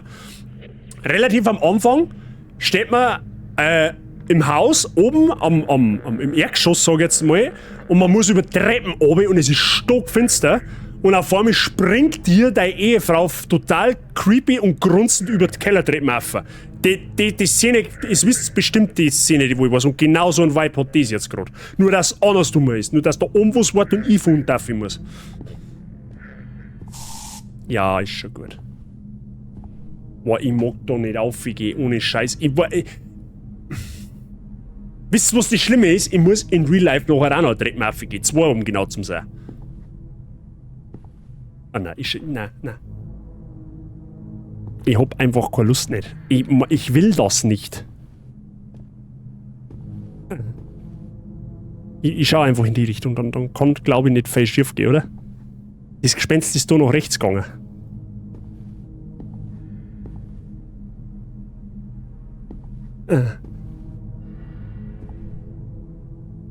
Ja, die Tür ist natürlich jetzt offen, ist eh klar. Dann steht da Frau Basi und dann macht's Blut. Dann kann's da aber passieren, gell? Diese Dinge spreche ich jetzt nicht aus, aber dann kann da was passieren. Unter Umständen. Dann kann's da passieren. Nein, ich drehe mich nicht um. Das kannst du voll... Wahrscheinlich steht jetzt da etwas, ne? Aber ich drehe mich jetzt nicht um. Das kannst... Nein. Einfach nein. Wir gehen jetzt erst einmal ins Licht. Und schnaufen mal geschwind durch, okay? So. Da ist Licht und Licht ist bekanntermaßen gut für uns. Durchschnaufen. Leid ist für euch genauso intensiv wie für mich. Ich hoffe doch. Weil, was sagen denn unsere Horrorspielfanatiker zu der Demo bisher? Ne? Oder was sagt's generell zu der Demo bisher? Ne? Jassi, ich weiß nicht, was für dich Horror-Content technisch ansteht die nächsten Tage, Wochen. Ich vermute mal einiges. Aber mich würde jetzt echt einmal interessieren, was die Horrorspielliebhaber unter uns oder die, sagen wir mal, die wo mit dem Genre mehr vertraut haben als ich, was die zu der Demo sagen. Ich find's furchtbar schlimm. Und das ist halt einfach, wie gesagt, nur eine fucking Demo. Die wahrscheinlich in ein paar Minuten ist, hoffentlich. Schlimm ist, mehr Licht, mehr gut, mehr Licht ist immer mehr gut. Ich find's gut, vor allem atmosphärisch. Atmosphäre von dem Spiel ist Minimum auf Medicine-Level. Minimum. Wahrscheinlich, ja, aktuell Minimum. Es ist einfach, das Spiel ist reiner Psycho-Horror. Wie Madison. Ist wie Madison reiner Psycho-Horror bisher. Das ist ja immer das Faszinierende. Es passiert ja faktisch jetzt gerade in diesem Moment noch nichts. Man hört einfach nur Sachen und diese Dinge machen dich kirre. Ja, das ist einfach eine Tatsache. Das kannst du hunderte Male erlebt und gespielt haben, das zirkt immer. Das zirkt einfach immer. Da kannst du tun und lassen, was du willst. So. Ja, es wird nichts helfen. Wir werden ins Geisterhaus in die Geistertier rein müssen. Schlimm ist doch gut. Ja, also das sagt sie leicht als Zuschauer, ne? So. Ja, ich mein... Ja.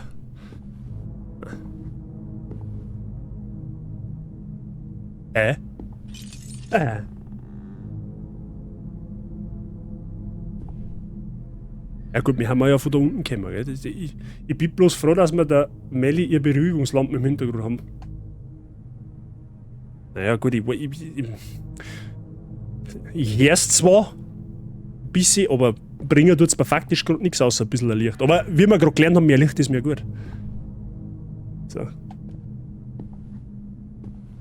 Oh, leck, das ist schon wieder so.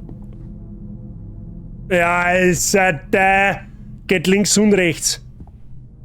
Was, wenn da wenigstens eine Mauer war, dann wissen die, von hinten kommen nicht so springen, aber... Ah, leck. Halt die Fresse, Alter.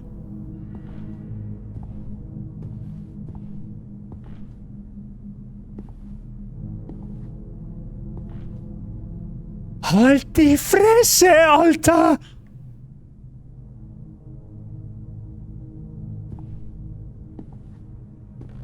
Ja, herzlichen Glückwunsch.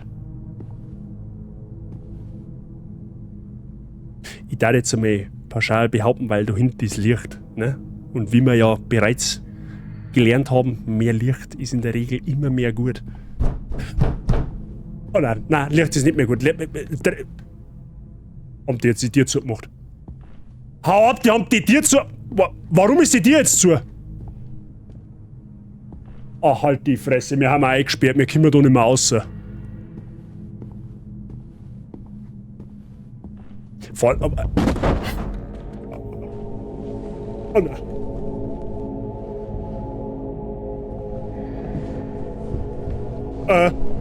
Kannst du mich bitte... Hallo, kannst du mich bitte in Ruhe lassen? Wie kann ich laufen? Ich kann nicht... Wie kann man denn laufen?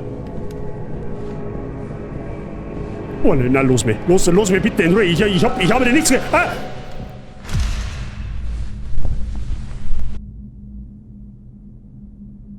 Be careful with this place. It's easy to get into.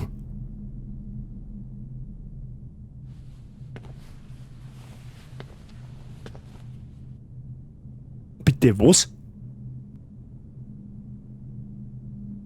Positiv, es ist hell.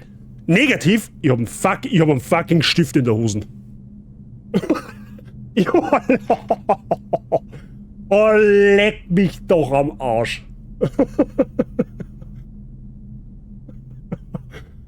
Oh, leck. Oh, ich bin, ohne Scheiß, ich bin direkt nass geschwitzt. Ich bin komplett nass geschwitzt. Ich habe keine Ahnung, was jetzt passiert ist. Ich habe keine Ahnung, ob das immer passiert. Man kann vor allem nicht sprinten. Ich kann nur zoomen. Also diese Geschwindigkeit hier, wo ich da jetzt gehe, ist Maximum. Es geht nicht mehr. Ich kann nur so laufen. Und Spey hat mir bisher ja noch nicht gesagt gehabt, dass man sprinten kann. Ne? Mal generell noch, weil es Birgi gerade schreibt, das muss so, hat die Demo zufällig, ich glaube eh nicht, aber hat die Demo zufällig schon wer gespielt. Könnt's gerne in den Chat schreiben, also halt nicht schreiben, was passiert, aber halt gerne einmal schreiben, wer nicht bei die Demo schon komplett gespielt hat und, ne? Naja, da vorne ist jetzt ein Tier und lass mich raten, da kommt mir jetzt gleich wieder jemand entgegen. So lange Gänge, so langzone, schmale Gänge, egal ob hell oder dunkel. Ebenfalls so ein Ding zirkt immer. Zirkt einfach immer.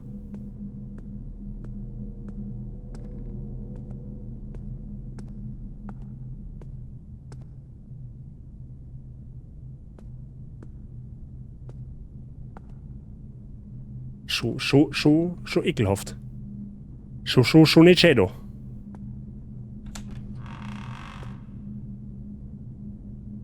Hä? Ach, dann kommen wir wieder in den Gang, oder was?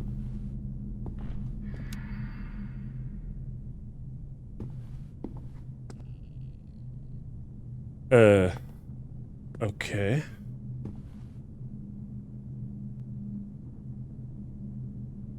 Bisschen Sauberei putzen hätten sie die schon können. Ja, ja. Mei, wer weiß, vielleicht wollten sie noch eine LED umlegen, weißt du schon? Und haben es ist halt Insolvenz gekommen, gell? Das ist ja heutzutage mit den Buden nicht so einfach. Ja, okay, jetzt sollte man es halt wissen, gell? Wo gehen wir jetzt hin? Rechts? Ah, da hinten ein Gitterstabel, oder was? Ja, okay, dann ist aber der Fall eigentlich klar, ja, dann werden wir da 4 müssen. Jetzt hoffe ich halt einmal, dass die Tier da gnädigerweise einmal offen bleibt. Damit wir mal einen hellen Moment genießen können, quasi, ne? Wenn es pressiert. Aber die Frage ist halt, wo müssen wir hin?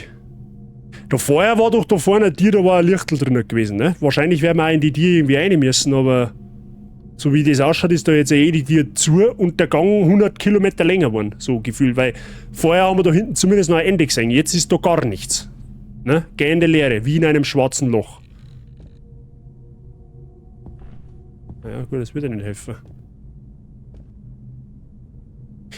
Man kann halt jetzt damit rechnen, dass entweder das Gespenst nur 2-3 Mal da rausfliegt oder, was deutlich schlimmer war und was ich aber auch vermute, da fällt jetzt irgendwann was anderes raus, was viel, viel schlimmer ist. Oder es bleibt beim Gespenst, nur das Gespenst ist irgendwann voll auf Psycho und kommt Vollgas auf uns zugerannt. Weil das ist in Horrorspielen auch etwas, was richtig schlimm ist. Wenn die einfach irgendwas gnadenlos anchargt.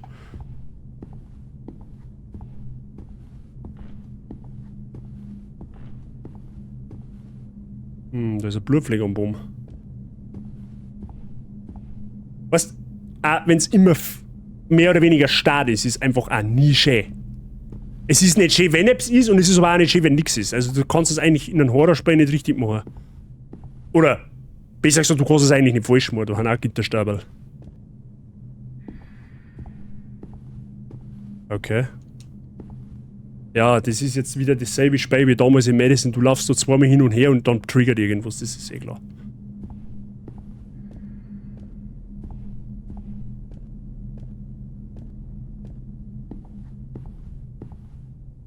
Ah, da hinten meine hat sich was da jetzt. Achso, nein, das ist die Tiere, wo wir außen haben.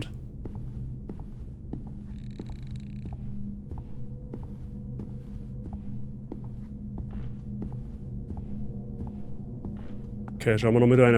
Vielleicht haben wir ja irgendwas. Vielleicht haben wir ja irgendwas übersehen. Das kann ja sein. Weil in der Aufregung passiert sowas schon einmal.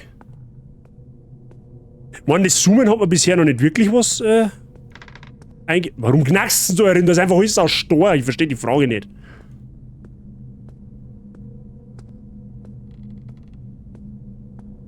Ja gut, das Lichtl sollte man ein bisschen nicht ausmachen, weil das ist unser Verbündeter quasi.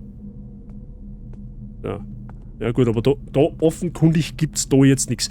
Gegenüber die Tier, da hängt der Pickerl dran mit einem Smiley. Vielleicht hat das irgendeinen Grund. Glaube ich jetzt auch zwar eher nicht, aber wir müssen ja mal irgendeinen Hinweis nachgehen. So, der Loch da schon her. Da. Aha, da können wir wieder in die Bude zurück. Ja, das ist ja auch schon mal was. So, da ist zumindest einmal hell. Da ist zumindest einmal hell, Freunde. Da schaut es ein bisschen wohnlicher aus. Können wir mal so nehmen. So, da steht das gleiche Regal, was ich hab, nur in braun.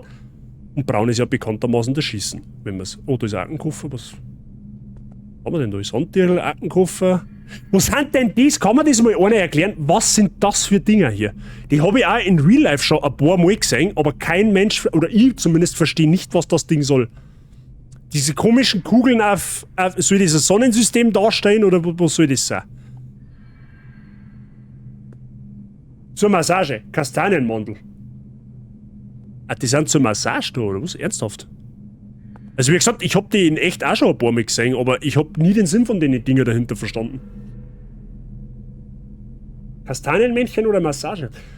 Ah, okay, das ist zum Massage. Okay, Hashtag Bildungsstream. Ja, wieder was gelernt. Habe ich nicht gewusst. Ohne Scheiß, habe ich wirklich nicht gewusst. Für Faszien. Also du massierst quasi, ja, quasi fürs Oberschenkel, Oberarme und so ein Zeug. Also basically Rücken, also alles im Endeffekt, oder?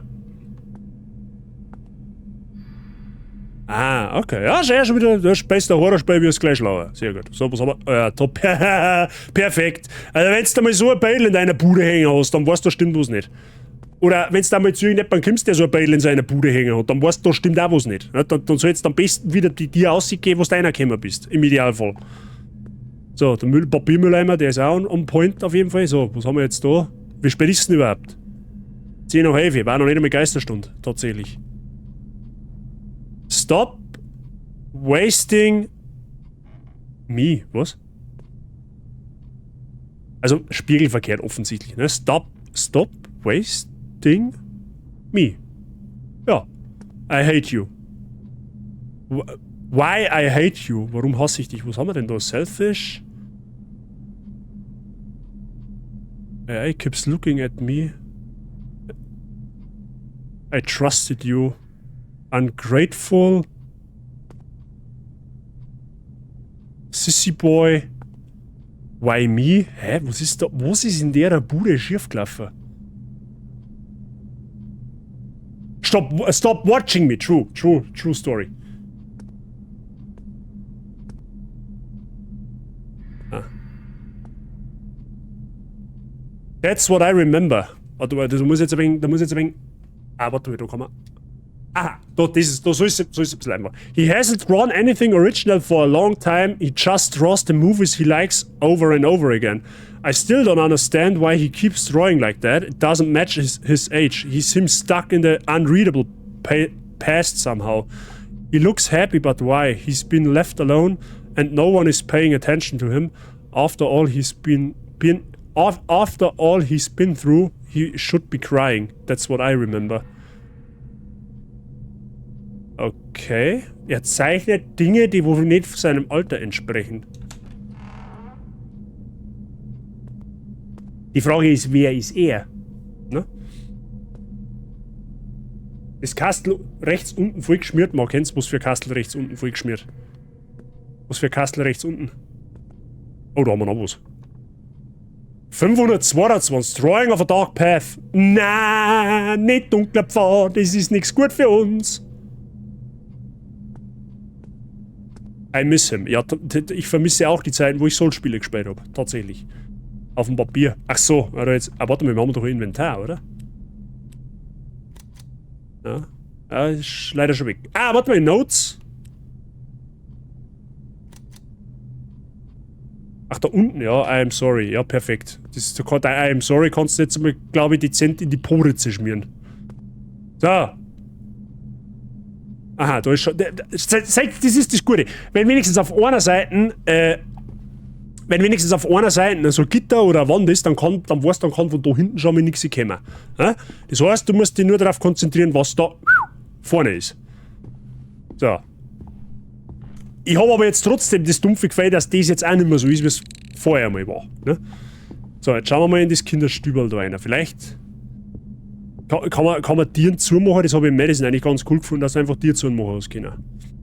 So, das ist wieder das komische Augen, da können wir aber noch nichts anfangen mit. Da ist ein Flamingo! Sei! Du, der ist doch wirklich überall, das kann doch wohl nicht wahr sein, oder? Der ist selbst in dem grindigsten Horrorspein noch vertreten. Das ist ein Wahnsinn. Also, das ist echt ein Wahnsinn. New Film. Oh.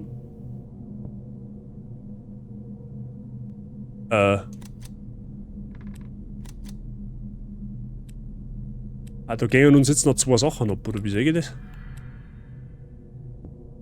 Also wir müssen jetzt, okay, wir müssen die Karte, die Ding da voll machen. Geister gehen auch durch Gitter und Wände. Halt die Klappe, das ist ja gerade gelungen. Das ist ja nur gelungen. So, wir schauen jetzt. Die Scheißketten. So, was haben wir jetzt da? Mei, du Kasperl, wenn's dir noch gerade deine Sonderzahlung um etwas Sinnvolles aufnehmen darfst. Ha! Kaum redest vom Schweinsbraten, kommt die ganze Sau daher. Sei habe dir, wer soll für dein Tier 3 Resub im 35. Monat. Vielen lieben Dank für deinen Support. Danke dir. Hey, ohne Scheiß, du bist doch wirklich. Was du da gerade da? Du bist doch echt überall, oder? Are you serious, my friend? Du bist wirklich überall. Selbst in dem dunkelsten und verschifftesten und den gruseligsten Horrorspei, da bist selbst du noch irgendwo vertreten. Na, was wird wieder geredet? Ja, das, erkläre mir das. Was tust du in dieser Bude? Und klär uns mal auf, was da vorgefallen ist. Ich glaube, die Batterie von der Taschenlampe wird leer. Ohne Scheiß, wenn das jetzt auch noch kommt, wenn jetzt auf einmal die Taschenlampe ausgeht, dann renne ich blärt wieder ein kleines Dirndl aus dem Raum aus und mache einen Stream aus. Das garantiere ich dir. Du bist der fliegende Holländer. Ja, perfekt. Kannst du dem Geist da drin, dem wir schon begegnet haben, bitte mal eine Flasche Absinth verabreichen, dass der mal gedownt wird? So. Also, ich glaube, unsere Mission ist für die Demo, dass wir jetzt auf alle Fälle irgendwie diese 2 Gemälde da noch finden. Ne? Da geht's um Filme. Offensichtlich. Ne? Gab's so auch so ein geiles Spiel, wo du kurbeln musst? Kurbeln? Ein Horrorspiel meinst du jetzt? Haben wir in Madison kurbeln müssen? Ja, glaube ich schon, oder? Nein, in Madison haben wir nicht gekurbelt. Ich weiß, ich kann das gar nicht mehr sagen. Ich kann das gar nicht mehr sagen, ob wir in Madison gekurbelt haben. Ja. Da hinten meine war Sackgasse. Das ist einfach nur ein Müllhaufen enden. Vor allem, was meinst du, wie der Bude stinkt da hinten? Ne? Ja, da ist man in einem Bunker. Also in einem Bunker waren wir in Madison nicht, da waren wir auch in so einem riesengroßen Haus. Und Mission abbrechen, Mission Flamingo abbrechen, mir wurde enttarnt. Ja, aber unbedingt.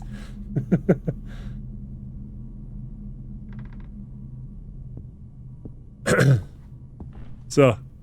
Okay. Warte mal, Filme. Dachboden. Dachbodenfilme. Glaube ich. Ja genau, da haben wir da durch müssen, über Treppen auf und dann war doch da das Zimmer mit den Videokassetten. Da haben wir durch so ein scheiß Loch durchschauen müssen und da hat uns erstmal nichts angesprungen. Stell dich schon mal drauf ein, egal wer sich jetzt da angesprochen fühlt.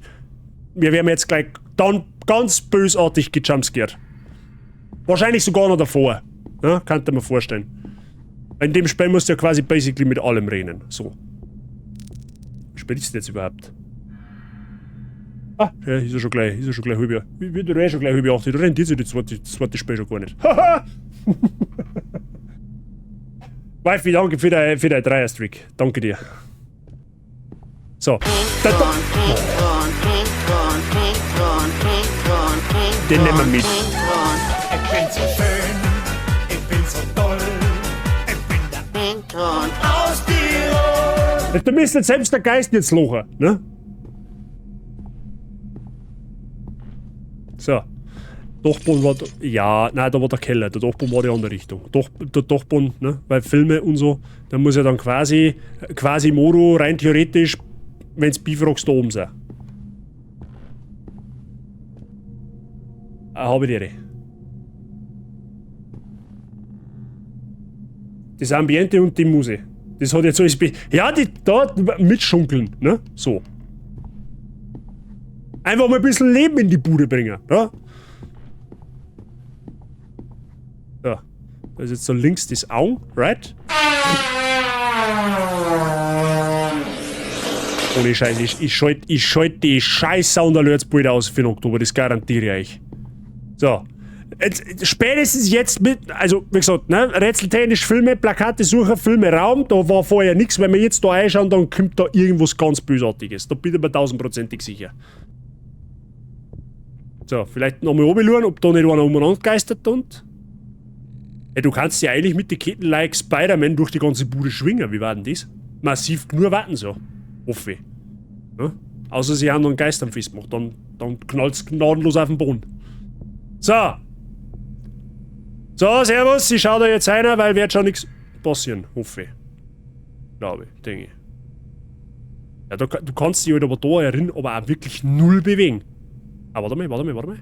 Na, weiter oben geht's nicht. Keine Chance. Da geht nicht. Ja. Ja, scheiße. Das ist eher so suboptimal. Da müssen wir vielleicht noch mal in den Keller oben. Das kann auch sein. Ich verstehe halt noch nicht so ganz ne? Was man hier eigentlich soll. Du wolltest das Tor, du hast das. Muss ich nicht schon genug leiden? Für euch? Hm? So. Keller war da oben, haben wir gesagt. Da hat er vorher das Gespenst ja so dankenswerterweise die Tür da aufgemacht. Auf das hätte man ja verzichten können quasi. Ja, sie sind nicht mehr länger da. Ja, heute Futzen, freilich haben sie noch da. Da kommt jetzt gleich das Parfümspray dahinter. Ja, genau. Damit es nicht so stinkt. Ja, der schreit jetzt wieder gnadenlos nach Hilfe, oder? Ja.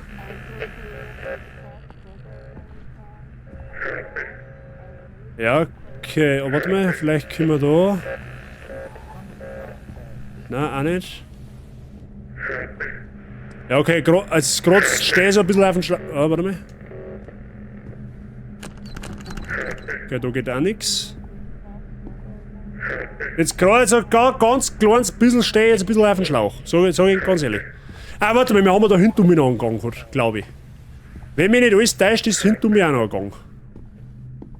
Warte, jetzt schauen wir mal wieder auf, ob da wieder Geist kommt. Schaut nicht so aus, okay. Haben wir da noch irgendetwas? Auch nicht. Ja, blöd.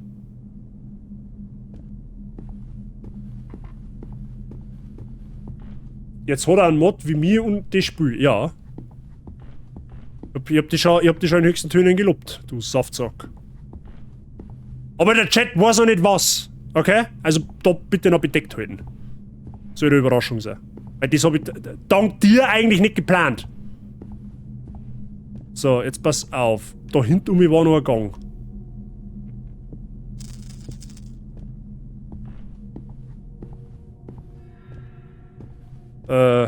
Okay. Können wir da vielleicht schon... Ah, warte mal.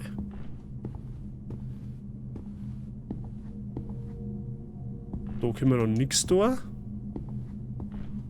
Ja, das Telefon kostet einen Ohrschein schmieren, weil das geht sowieso nicht. Muss ich auch wenn da, Wi-Fi. Du hast das vorher verschrien mit Tabletten. So. Da hast du das. Ich weiß zwar nicht, ob die vorher schon da gestanden haben, aber... Jetzt pass auf, Wacht. Da hinten war ja auch noch ein Gang. Ich meine, da haben wir zwar vorher mal gewählt.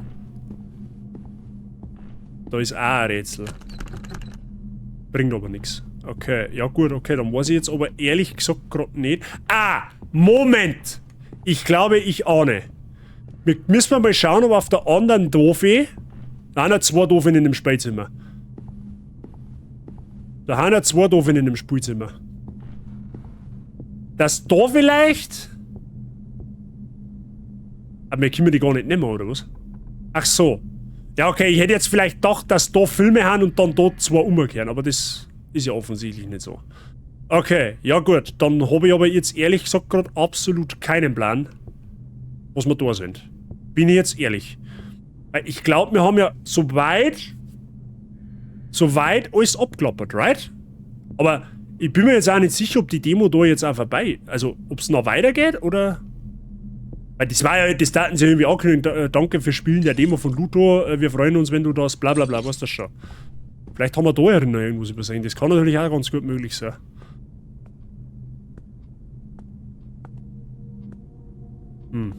Uns gehen auf alle Fälle irgendwie 2 Beutel ab. Oh, was für dicke Steine! Buh. Danke für deinen Bit, Stoshi. Hat nicht ganz funktioniert. Ich meine, da wollte wer ausziehen, so wie Kopf und Karton wieder umeinander stehen. Ja, das glaube ich auch fast. Und ganz ehrlich, wenn meine Bude so ausschaut, dann darf ich da auch nicht mehr drin wohnen. Ja, aber irgendwas, Freunde, warte mal, ich glaube, jetzt passt's auf, das gefällt mir jetzt zwar absolut nicht, was wir jetzt tun, aber ich könnte mir vorstellen, dass es hier noch eine Tür gibt, die irgendwie mit einem Pickerl markiert ist und wir da rein müssen. Wird aber wahrscheinlich auch nicht so ohne weiteres gehen, weil, wie wir wissen, ist in dem Gang irgendwo ein Gespenst. Beziehungsweise er hat uns ja vorher so schön konfrontiert, wenn man so will, ne? Und da müssen wir jetzt einfach ein wenig in den sauren Apfel beißen. Weil, ich meine, was soll denn jetzt passieren? Mehr, als wie was anspringen kann man ja jetzt quasi nicht, hoffe ich. Ja, ich weiß, dass jetzt Pfotzen wieder ziemlich voll nehmen, aber manchmal muss man halt einfach auch erkunden, ne? Aber da ist halt einfach leider auch keine Tür. Da ist leider keine Tür, wo wir hingehen können, sozusagen, ne? Also weiß ich jetzt leider nicht, wie es weitergeht. Bin ich ehrlich. Wie lange soll der Gang sein? Ja. So lange wie unser ganzes Dorf. Das Einzige, also wie gesagt, das Einzige, was ich wirklich sehr komisch finde, man kann nicht sprinten in dem Spiel. Das hast du sogar in Madison da können. Da haben wir jetzt eigentlich nur 2 Möglichkeiten. Warte, haben wir da hin? Ja, da haben wir gewinnt. Ist ja klar, weil da ist das Gitter. Okay, dann da müssen wir noch mit da reinschauen. Das gibt's ja nicht. Wir müssen mal irgendwo Apps finden. Ich darf mir da so hart verlaufen, dass es ganz aus ist. Das kriegst du aber mit der Zeit einfach aus. Du speicherst die Wege automatisch irgendwie ab. Fotografisch. Okay, da gibt's auch nichts. Komisch. Sieh's positiv, dann sprintet alles, was danach läuft, auch nicht. Ja, okay, gut. Das ist ein fairer Punkt, Luki, habe ich dir. Wo lang? In Longgang. Ja, das ist... Der Longgang, glaube ich, ist der falsche. Also, es gibt jetzt eigentlich nur 2 Möglichkeiten. Entweder die Demo ist... Man kommt in der Demo an diesem Punkt jetzt nicht mehr weiter, weil es einfach heißt, du hast jetzt vielleicht nur gesehen. Ein bisschen gegruselt hast du hoffentlich. Aber den Rest heben wir uns fürs Hauptspiel aus. Wobei ich das komisch finden darf, weil normalerweise, wenn eine Demo endet, kriegst du das mit. Oder wir haben irgendwo was gnadenlos übersehen. Und rennen wir schon die ganze Zeit vorbei und sagen wir es einfach nicht. Ich meine, ich leuchte ja eh überall ein wenig hin, was ein wenig Sinn macht. Aber ja, vielleicht ist da ein Müllhaufen oder irgendwas auch nicht. Das ist auch was auch ein bisschen komisches, man kann nicht auch keine Schubladen und nichts aufmachen. Ja, Hauptsache die Ketten rascheln, das ist das Wichtigste. Und da drin ist auch nichts. Ja, außer wieder so ein Augen. Ah, warte mal, müssen wir vielleicht... Weil das schaut ja so aus wie ein Augen, wenn man quasi lang nur in irgendwas reinschaut, dass man dann... Vielleicht müssen wir in das Augen oben einfach nur lang nur einschauen. Ich meine, da kann ich zwar jetzt interagieren... Aber warte mal, das kann man mitnehmen, oder was?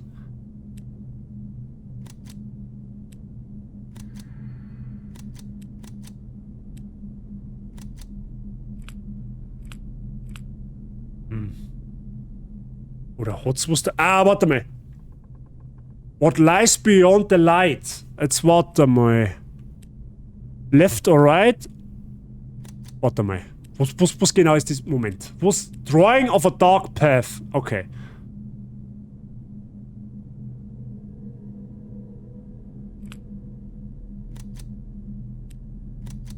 Man kann aber leider auch nicht lesen.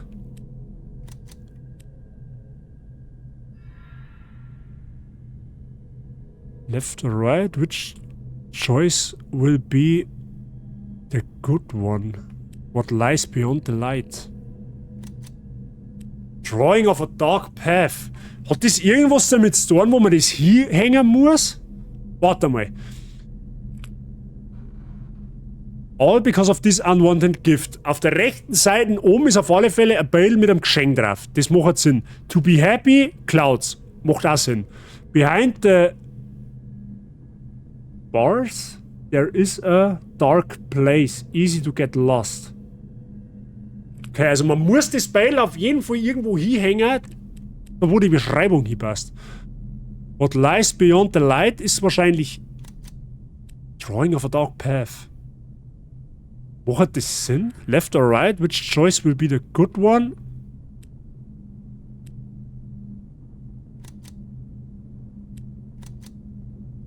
Ich häng's jetzt einfach mal da hin. Warte mal, kann man... Moment.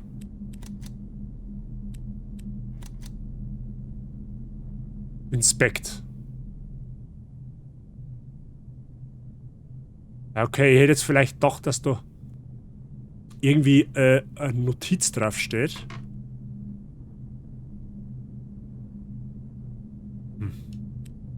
Komisch. Sechsstelliger Code, 074522, ja, aber... Ah, wait a minute. Kann man das im Telefon eingeben?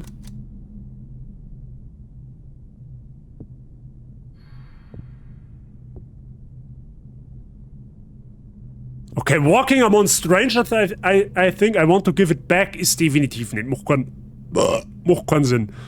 Und left or right, which choice will be the good one, wird's wahrscheinlich auch nicht sein. Also da muss eigentlich what lies beyond the light sein. Weil du hast ja eigentlich nur einen Pfad. Das kann ja nur das sein. Wenn's mich fragst. Sind die Bilder, die da haben, schon passen. Ich darf schon fast sagen. Und ich kann, aber das Ding ist, ich kann die Bilder auch gar nicht auswählen, die haben fix. Ich kann nur die 3 Slots da wählen. Also von der Beschreibung her, das da oben fast am mehreren Sinn machen, weil dann die 2 Zahlen Codes da quasi beieinander hängen. 074522, kann das mal einer in den Chat schreiben. Das gehen wir jetzt mal ins Telefon ein. Vielleicht hilft uns das was. Was haben wir gesagt? 074522. Das gehen wir jetzt da einfach einmal ein. Vielleicht ist das Katastrophen-Hotline. Ich weiß es nicht. So. So. 074522. Tatsächlich. With my little eye. A little thing. And a little. I spy. With my little eye. A little thing. And a little. I spy with my little eye with a little thing. I spy with my little eye. Jetzt müssen wir doch Bon aufführen. Jetzt passiert was, 100%ig. Jetzt passiert 100%. Jetzt wird sich auch in dieser Bude nochmal was verändern. Kannst du mir nicht erzählen, dass jetzt alles beim Alten ist? Ich kann mir es nicht vorstellen. Aber auf das musst du erst kommen, dass du den Zahlencode in das Telefon eingibst. Es war jetzt eigentlich mehr ein Intentionshandeln von mir. Ich hab das jetzt nicht irgendwie... Weil das Telefon war das einzige, wo du irgendwo Zahlen eingeben kannst. Wir haben keinen Tresor nicht gefunden, wir haben keinen Zahlenschluss nicht gefunden. Das Telefon war jetzt eigentlich die einzige Lösung, die wo mir jetzt pauschal am sinnvollsten erschienen ist. Okay. I spy with my little eye a little thing. Genau. A little eye, weil an der Tür ein kleines Auge ist und dann schauen wir da eine und dann passiert irgendein Scheiß. Weil jetzt wird das getriggert, was da eigentlich die ganze Zeit drin sein soll. Also stellen wir uns am besten, Oli, schauen wir darauf ein, dass jetzt gleich kreislich wird. So, der Dachboden, haben wir gesagt, war links. Also, was heißt Dachboden? Ist im Endeffekt der erste Stock. Der Dachboden ist ja an und für sich nicht. Jetzt kriegst du da eine Kamera, die dazu lachen, dann ist die Demo aber hoffentlich auch vorbei. Ja, schauen wir mal. Zeitung richten. Quellekatalog, Freunde der Sonne.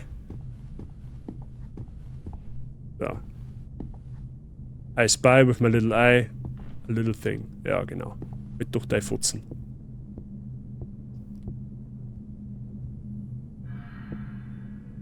Freunde, sind wir ready?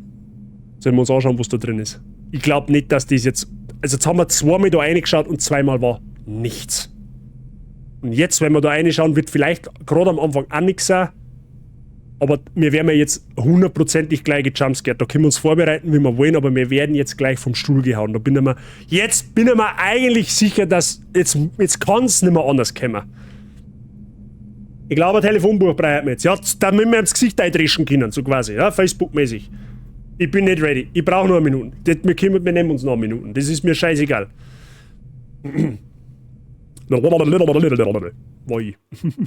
Entschuldige, ich muss schnell kurz diesen möchte gerne. Jetzt bin ich eigentlich in der Kategorie, die absolut nicht besucht ist. Ne? Und trotzdem bringe ich es zusammen, dass auf dieser Scheiß in dieser unbesuchten Kategorie Bots unterwegs sind.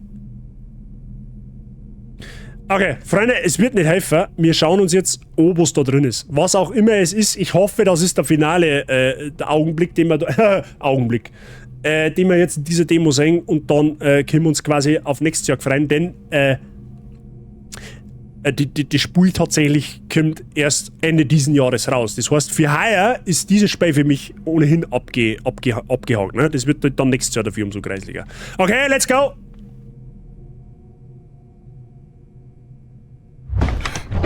Walleck, das war so... Walleck, Alter, bist du bescheuert. Das war so klar, dass das passiert. Es war... Gut, ich hab ein bisschen der... Walleck. Jetzt haben wir aber alle damit gerechnet. Das müssen wir jetzt... Da müssen wir jetzt fairerweise, wir haben jetzt alle damit gerechnet, dass wir gleich gejumpscared werden.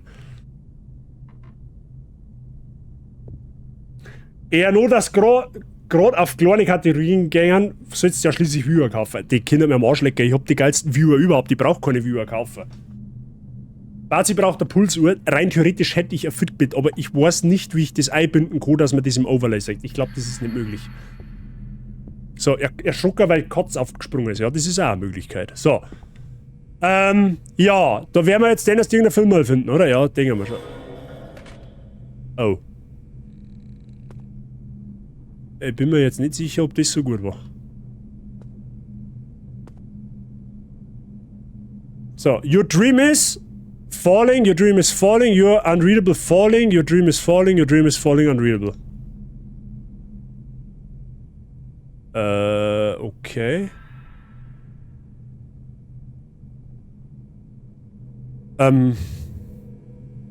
Die Videokassette ist jetzt irgendwo da oben gefallen.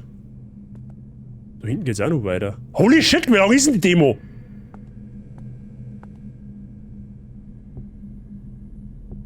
Ich möchte es nur noch mal dazu sagen. Es gibt in dieser Demo keine Möglichkeit zu speichern. Das heißt, sollten wir bis 9 diese Demo nicht beenden, dann tut's mir leid. Aber dann kann ich euch Folgendes anbieten, dann schauen wir uns beim nächsten Mal halt an, wie diese Demo ausgeht. Okay? Falls wir das halt nicht schaffen, ich kann mir nicht vorstellen, dass das noch sonderlich lang geht. Bin ja ehrlich. Punkt mit der Fitbit nicht wirklich, hätte ich schon probiert. Okay, ja, ich hab... Warum ist denn jetzt meine Taschenlampe mal? Ich will gerade sagen, bist du behindert? Ich schalte meine Taschenlampe wieder an. Was? Einmal ist Falling da gestanden, ja. Ah. Ja, jetzt, wahrscheinlich wird jetzt was passieren. Ich mein, der Jumpscare wird es nicht gewesen sein. Failing? Einmal ist Failing da gestanden. Wait a minute. Müssen wir noch mal schauen.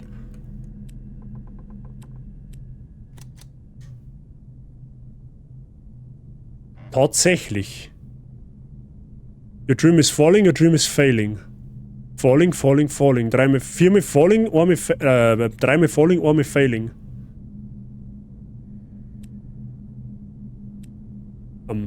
Okay. Failing. Jetzt gehen wir mal nochmal in das Kinderzimmer und schauen wir mal, ob wir das irgendwo umplakatieren können.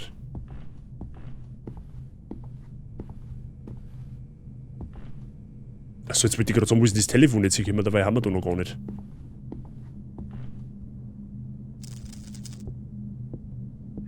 Bist du aber auch nicht der Failing, ja? Du bist maximal der Sideching oder der Timing. Je nachdem.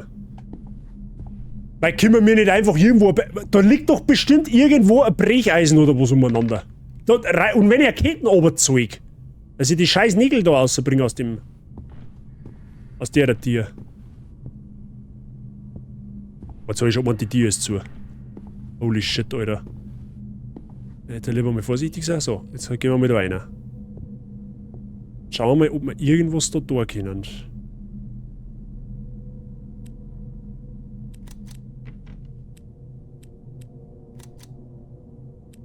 Okay, das kann man da auf jeden Fall nicht verwenden.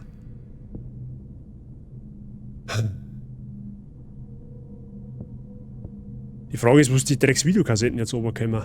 Ich muss ja dann theoretisch... Jetzt warte mal. Wir kommen von da oben...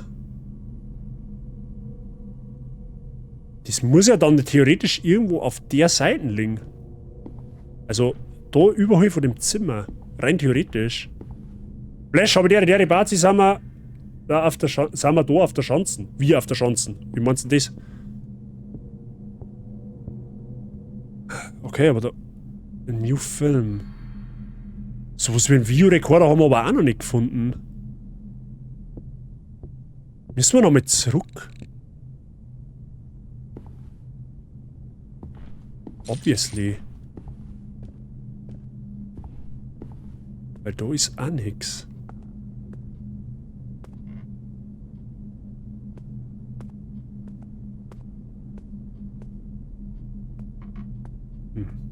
Komisch. Also wirklich schlau draus wie jetzt gerade nicht. Da ist wieder Gitter, oder?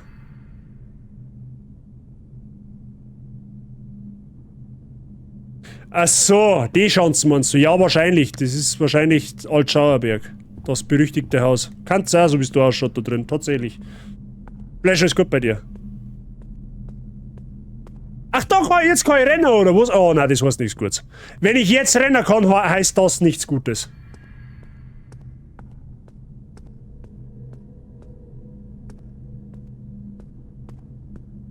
Weil das habe ich vorher nicht können.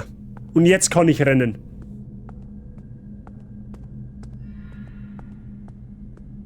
Das heißt, wir werden jetzt dann 14 Cent nehmen müssen.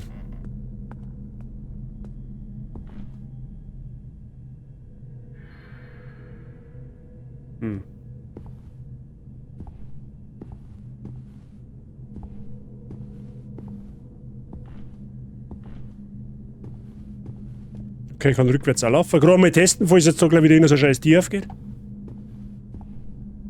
Bei mir habe ich passt soweit, das habe ich jetzt vom Urlaub, bei dir alles gut. Ja, ja, es geht. Es geht. Ich habe auch noch 3 Tage dann auch Urlaub, tatsächlich. Dann spielen wir halt die Demo von Luto. Ne? Das ist in der Veröffentlichung aktuell oder noch in Entwicklung, sagen wir es so. Das kommt Ende des Jahres wahrscheinlich raus. Und zum Start vom Horrormonat, der einen Tag früher jetzt heute ist, haben wir uns gedacht, schauen wir uns mal die Demo an. Und die ist intens. Hä?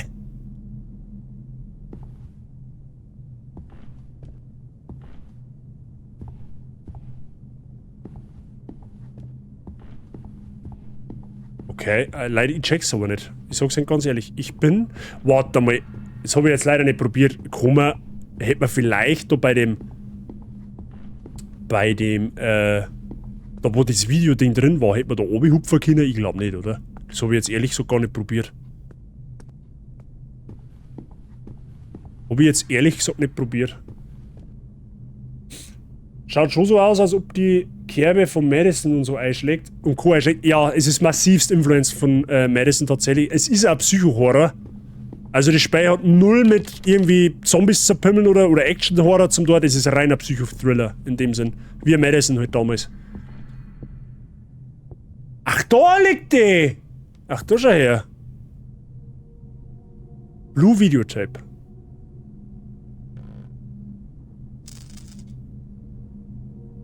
So. Und jetzt ist die Frage, was du jetzt mit dem Videotape? War da oben ein Videorekorder? Es würde ja jetzt Sinn machen, theoretisch in den Raum zu gehen, wo das Video, wo wir die Kassetten gefunden haben, weil die ist uns ja runtergefallen im Endeffekt, oder? Also rein theoretisch, da ich jetzt fast behaupten, wir müssen da noch mal aufwehen. Vor allem ist die Kassetten vorher da drin gelegen, habt ihr aufgeschaut? Kannst du echt nicht sagen. Vor allem, dass da das... Hä? Ah ja, okay, anyway. Ist die da drin? Ohne Scheiß, ist die da drin gelegen?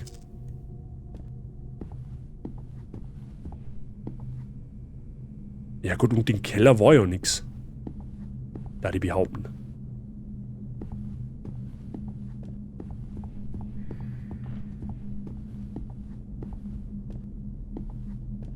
Okay.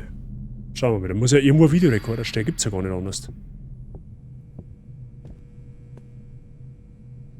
Wie jetzt? Ist ein kompletter Videoraum ohne Videorekorder?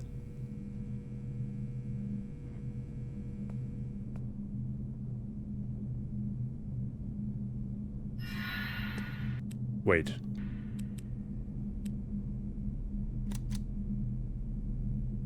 Ja gut, okay, ich habe jetzt die Videokassetten, aber da kann ich damit nix. Und da ist kein Videorekorder.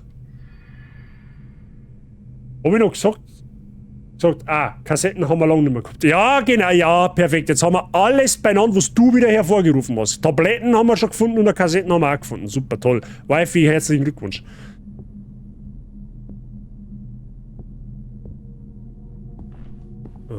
Ja, gut. Videokassetten. Ja, gut, müssen wir in den Keller oben. Ich mein. Wenn wir oben schauen, vielleicht. Haben wir dort irgendeinen Videorekorder übersehen? Ich weiß es nicht. Da steht halt der Radio unter. Der irgendwie so ein bisschen nichtssagend ist. Halt nur noch Kerzen. Hau bloß ab! Jetzt ohne Scheiß, jetzt wenn ich nur noch Kerzen hab, dann flippe ich aus. Es reicht eh schon, es ist schon fake nur passiert. So. Halt den Keller wollten wir oben, haben wir gesagt, oder? Bist du jetzt noch mal im Keller oben, jetzt bin ich selber schon Kiere.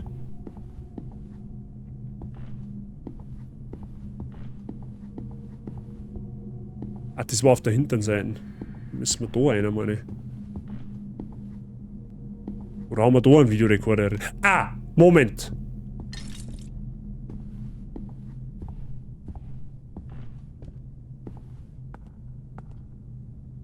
Das ist halt auch weit und breit nichts. Gut, aber natürlich, wenn wir jetzt das Videotape haben, kann es sein, dass wieder eine von den Tieren drauf geht, oder? Wie haben wir denn, ohne Scheiß, wie haben wir denn einen Keller oben gekommen? Und warum verschwimmt jetzt immer meine Taschenlampen so komisch?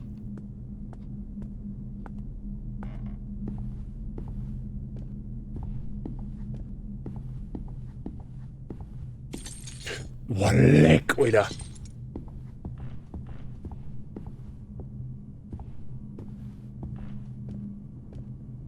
Okay, dahinter hat sich auch nichts verändert.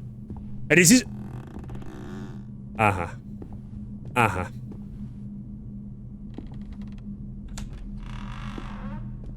Mhm. Jetzt kann man die Tür aufmachen. Aha, und da ist ein Fernseher mit einem Videorekorder. Okay, ja, herzlichen Glückwunsch.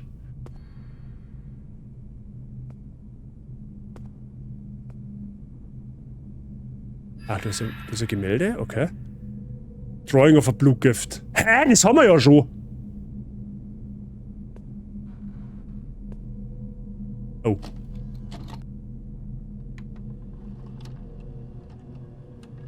Es ist da hinten in dem Eck und in dem Eck liegt da liegt so ein Dreieck drin.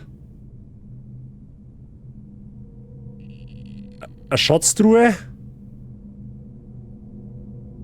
7, 2,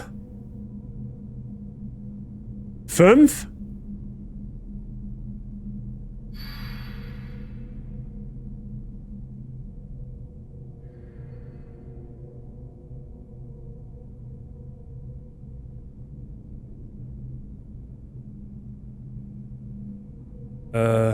Okay, 7, 2, 5. Okay, pass auf, da hinten im Eck. Wenn ich es richtig gesehen habe. Ist da hinten im Müll vergraben. Aha. Key with Triangular Emblem. Das ist jetzt quasi... Das ist jetzt quasi der Schlüssel im Keller oben. Okay.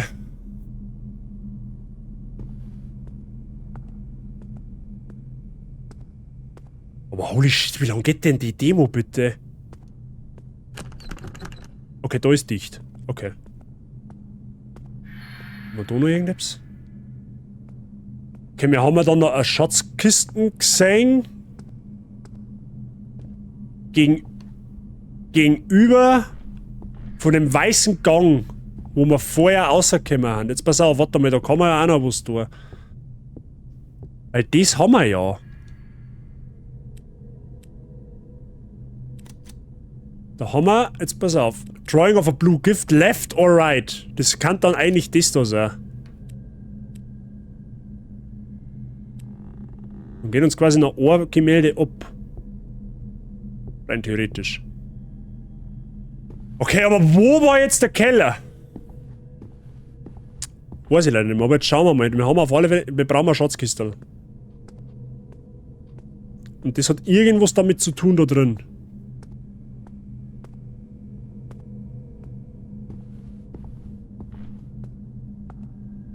Ich denke mir schon, der Gang kann ja nicht umsonst sein.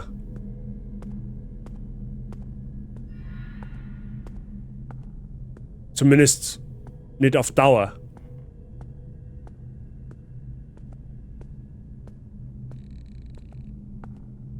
Okay, da ist aber nichts.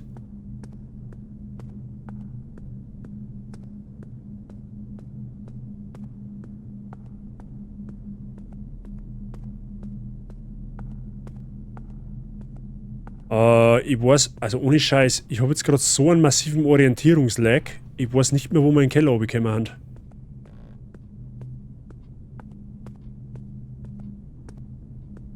Also ich meine, da geht's offensichtlich dann weiter. Klar. Aber erst wieder auszufinden, wie wir da hingekommen haben. Da nicht? Ist das da oben gewesen?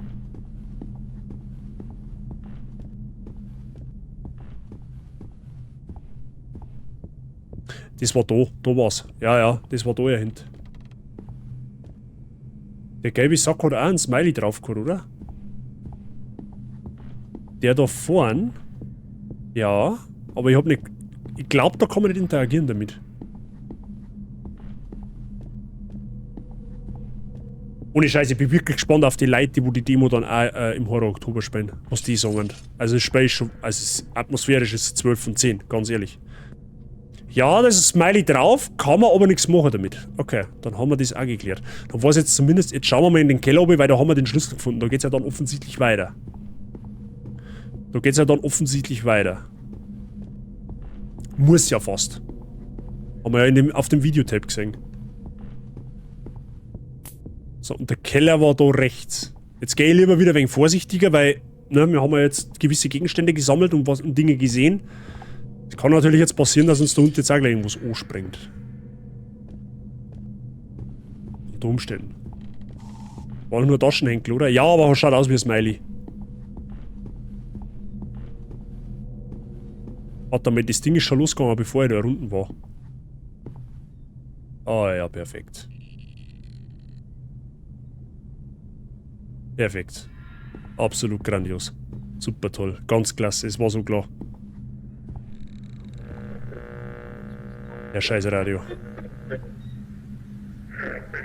Ja, dir kann man glaube ich nicht mehr helfen, Brudi.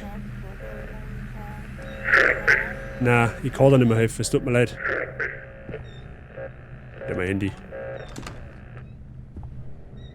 Ja, freilich, noch weiter oben. Natürlich, herzlichen Glückwunsch.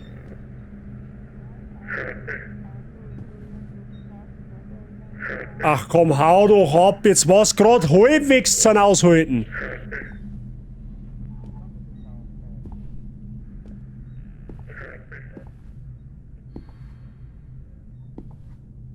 Look down, nothing.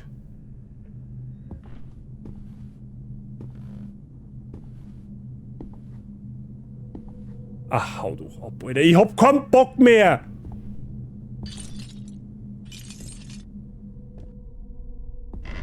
Ah, jetzt geht Musik ja. Jetzt. Warum ist die Verbindung zum Chat jetzt weg? Hallo? Sonst mit den ganzen Kitten. Ich habe keine Ahnung. Ich bin schon nur online, oder? Weil meine Verbindung zum Chat gerade. Okay, gut. Alter, fuck off, Alter. Ohne Witz.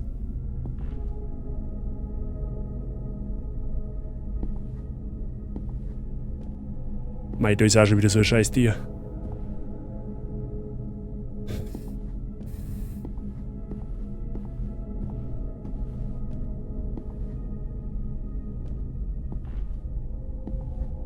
Was war vorher der Code SIM25, gell?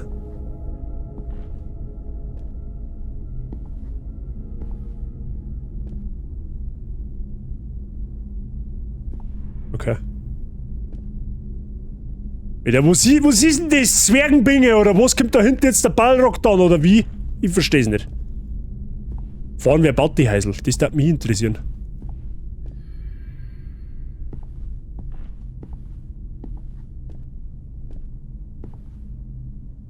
Ah, der zirkt nicht. Der zirkt nicht, ich hab ihn schon gesehen.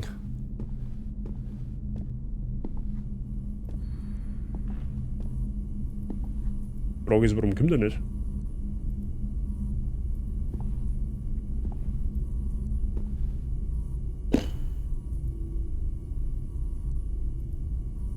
Meine Sounds gehen nicht mehr, ja stimmt, weil der Cooldown drauf ist. Haha!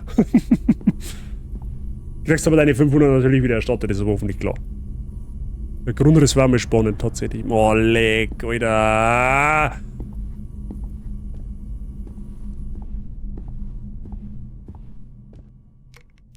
Oh, perfekt. Jetzt geht mir da... Okay. Seriously. Wer hat vorher in den Chat geschrieben, die Taschenlampen fangen zu flackern noch? Ich weiß, irgendwer. Irgendwer hat das in den Chat geschrieben. Ich will sofort Namen. Name, Alter und Adresse. Auf der Stelle. Auf der Stelle. Sei merci für deine 5 Streamstick an der Stelle. Irgendwer hat in den Chat geschrieben, irgendwann fangen diese Taschenlampen zu flackern an. Das Stoshi war das. Normalerweise müsstest du jetzt ein Vote-Ban kriegen an der Stelle. Na, weil du hast es gejinxt mit deinem Scheiß. Du hast die Scheiße gejinxt. Und jetzt haben wir erst recht soweit. Der Stoshi muss... also ich war dafür, ich weiß nicht, wie es im Chat geht. Ich war dafür, der Stoshi muss aus Strafe auf Discord, wann auch immer er Zeit hat, dann nehmen wir uns dann alle Zeit. Vielleicht restream ich ja dann auch auf Twitch. Der Stoshi muss auf Discord Madison spielen. Hand hoch, wer da dabei ist. Ich bin dabei. Sowas von. Einfach alleine aus Strafe, dass er es gejinxt hat. Alleine aus Strafe, dass er es gejinxt hat, muss er das machen. Ich hab noch nie gestreamt. Auf Discord kann das jeder, da brauchst du nicht viel dazu. Das ist, also, das ist schon hardcore, gell?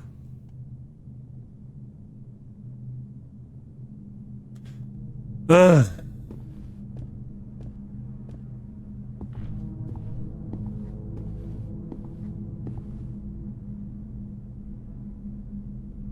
Irgendwie kommt mir das Battle bekannt vor.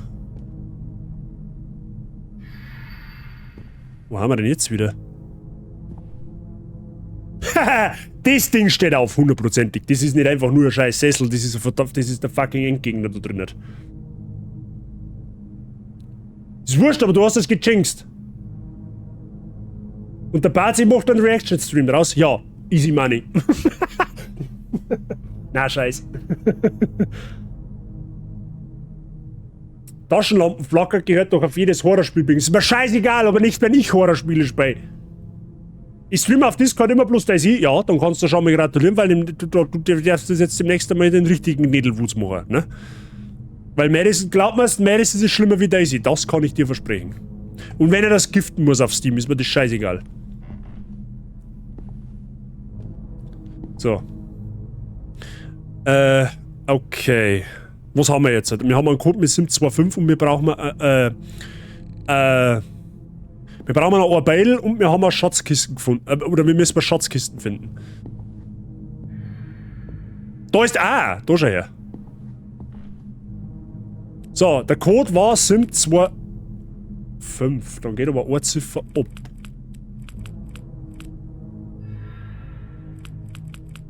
Ja gut, aber... Ja, jetzt pass auf. Das können wir ja jetzt durchprobieren.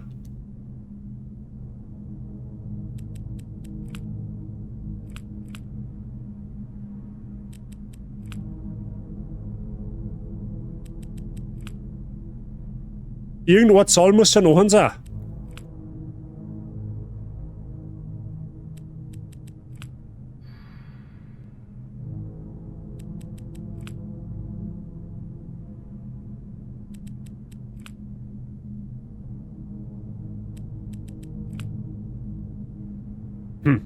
Okay.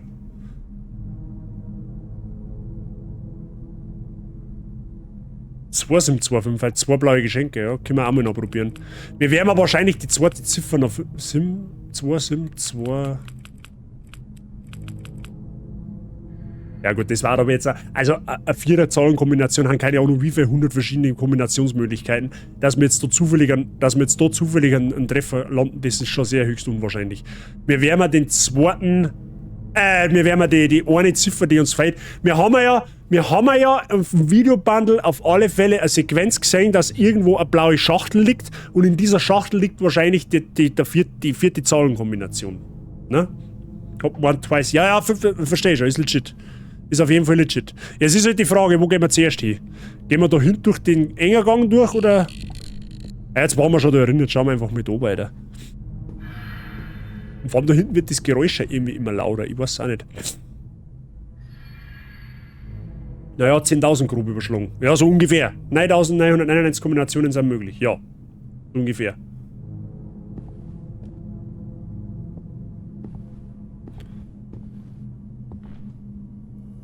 Ah, warte mal, das ist okay, das ist weit. Da gibt's jetzt erstmal nix. Jetzt haben wir auf der... Ach, da schau her, jetzt haben wir auf der anderen Seite. Seht ihr das? Da unten ist der Eingang, oder der Ausgang, respektive. Und da haben wir vorher rumgegangen. Da hinten ist die Tür mit dem Augen gewesen. Okay, dann haben wir jetzt quasi auf der anderen Seite des Hauses. Alles klar. Oder auf der anderen Seite des Schlosses. Whatever, weil so groß ist ja kein normales Häusl nicht. Gut, das ist die Kisten, da müssen wir irgendwie rein. Also ich vermute mir, dass in der Kiste das letzte Gemälde drinnen ist. Täte ich vermuten. Täte ich vermuten an der Stelle.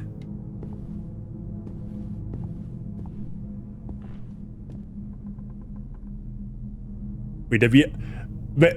Ist der Keller 5-stöckig oder was?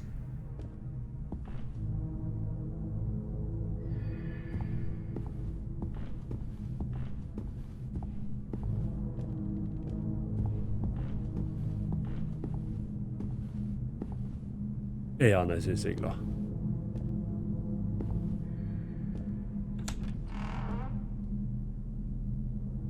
Wisst ihr, was mich der Keller gerade massivst erinnert? Wir waren doch im Madison auch mal im Keller, da wo wir dann in die ganzen, zwischen die ganzen Regale drinnen gestanden haben, wo wir Brechstangen haben finden müssen, wo dann auf einmal der Dämon eskaliert ist. Wisst ihr es noch? Wenn er in Niederösterreich ist, vielleicht. Ich wollte jetzt nicht sagen, dass der Geist Natascha Kampusch ist, verdammte Scheiße, aber ihr Österreicher, ihr habt überhaupt keine Hemmung nicht für den Kellerwitz.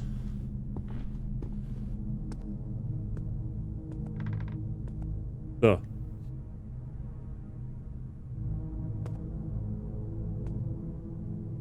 Hä? Da ist schon wieder der Fernseher mit einer Videokassettenbotschaft oder was?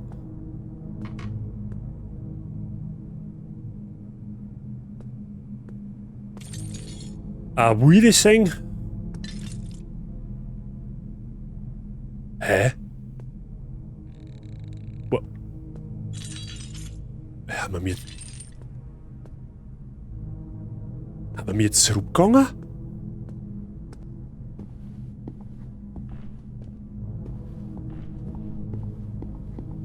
Hey, wir haben doch von woanders gekommen, oder?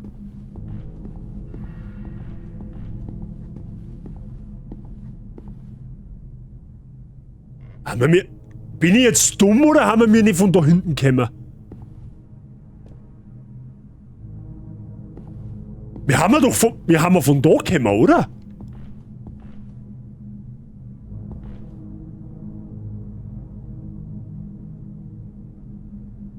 Ich bin mir 1000%ig sicher, dass wir von da gekommen haben. Weil ich gesagt habe, es geht nach links und nach rechts.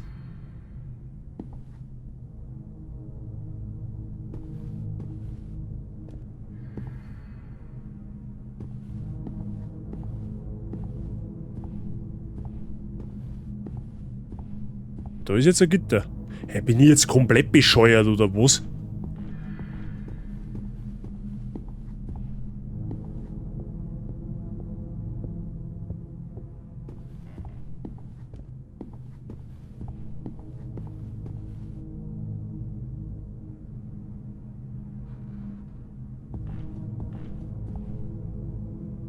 Ja, aber einen anderen Weg zurück gibt's jetzt nicht. Ich bin mir sicher, dass wir von da hinten kommen. Das kann auch nicht sein. Da ist die Kisten. Da dahinter war nix.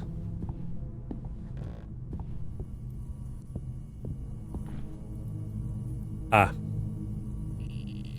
Drawing of a candlelit corridor. Ja. Oh shit. Oh shit, boys and girls. Now it's getting intense.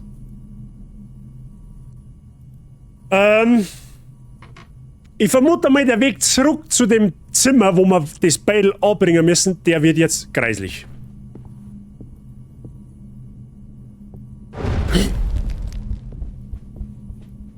Boah, leck, Alter, bist du bescheuert, Alter.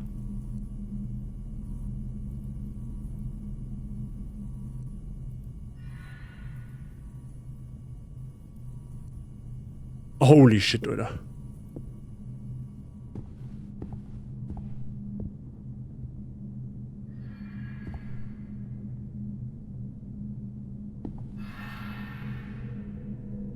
Warte mal, steht da zufälligerweise...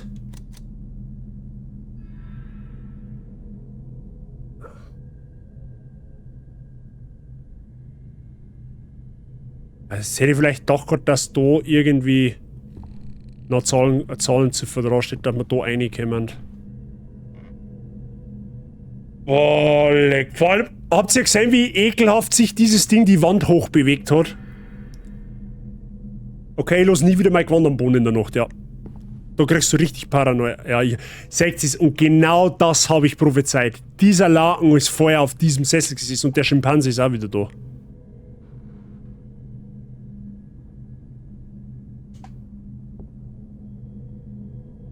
Ja, ich vermute mal, der Laken wird uns noch ein paar Mal verfolgen. Würde ich fast behaupten.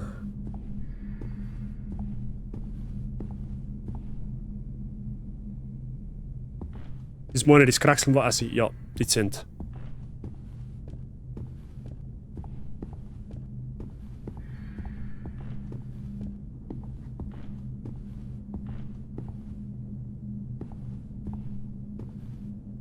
Wie jetzt einfach... Ich bin so derartig jetzt gerade im Fokus, dass ich eigentlich... Ich weiß jetzt... Ich rede ja gern Blätter her, aber ich war... Jetzt gerade ist es mir gerade so ein bisschen vergangen, tatsächlich. Okay, das war ich selber. Das ist fair. Das ist fair enough. Stoshi, danke dir fürs Zuschauen. Ich hoffe, wir haben jetzt mit dem Spiel oder mit der Demo fast durch. Also ohne Scheiß, ich hätte nicht gedacht, dass wir mir bis um 8, also mindestens bis um 8 mit der Demo brauchen. Ich hätte eigentlich gedacht, das ist eine Sache verstundet. Tatsächlich. Bin ich ehrlich. Aber Stoshi, ich wünsche dir einen wunderschönen Abend. Bereite dich schon mal mental auf Madison vor. Danke dir. Für einen schönen Abend noch. Auf alle Fälle. So, jetzt passt auf. Wir müssen nochmal hinter in das Zimmer. Das, wo jetzt gleich da rechts ist. Und dann müssen wir das letzte Gemälde da anbringen. Und vielleicht erfahren wir mit dem letzten Gemälde...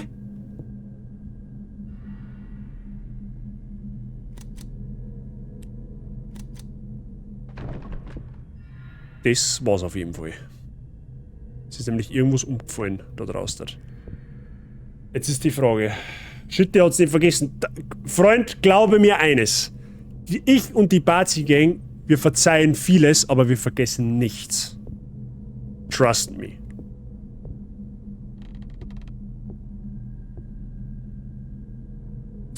Jetzt sind die Bredeln weg. Lass mir raten, ich komme da jetzt nicht so ohne weiteres aussehen.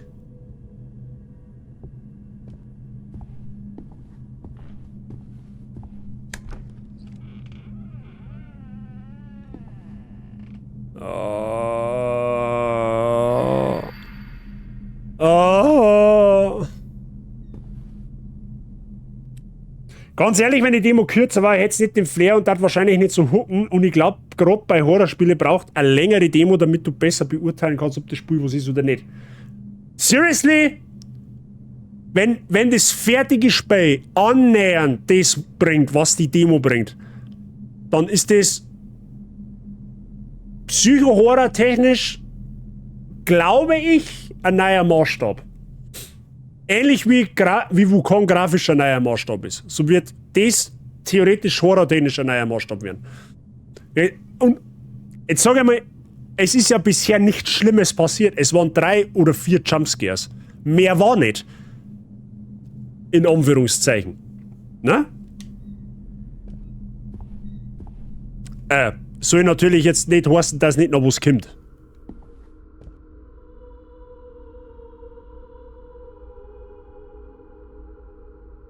Warum muss in jedem Horrorspiel die scheiß Kirche verwickelt sein? Wisst, wenigstens ist er Licht.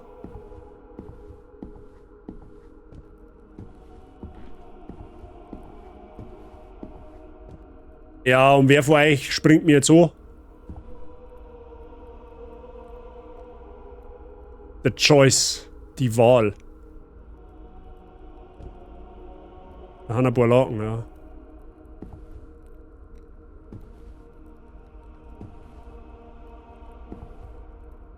Die schaut mir so, wie wenn's. Die schaut schon so blöd. Ich glaube, dass der oder die lebendig wird. Achso, ich muss jetzt auswählen, ob ich rechts oder links nehme.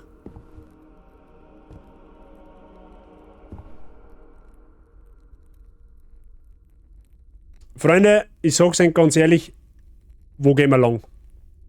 Links? Wer noch links gemächt? 1.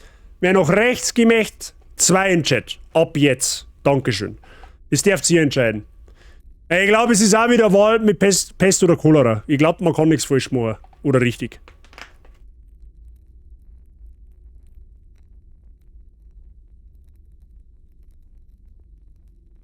Der Price nimmt einfach einen Mario-Stern, der fetzt ja mal einfach so durch, okay.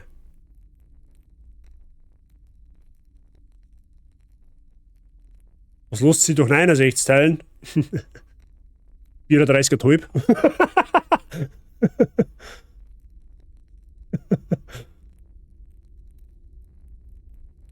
Also 2. 1. Okay. Also links. Ja, dann gehen wir links. Links. Ja, lauter 1. Mehr 1 wie 2 auf jeden Fall. Ja, gut, okay. Keine Ahnung. Wer schon... Ja, hallo? Hey, warum kann ich... Hallo? Hallo? Ich hätte die Nummer 3. Ich kann... Freunde, ich kann... Ich kann links irgendwie nicht auswählen. Da sind 5 Striche. True.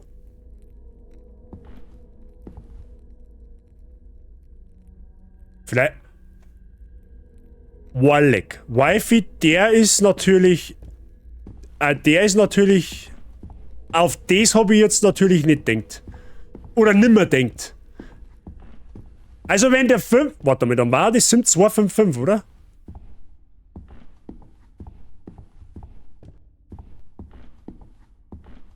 Warte mal, wo war denn jetzt das ist ein... Ja, okay. Das ist die Ausgangstür. So, und das Kastel war da, erinnert man, ne? Da hinten... Ja, warte mal. Moment. Der Weg zum Kastel und zurück wird nicht so einfach. Glaube ich.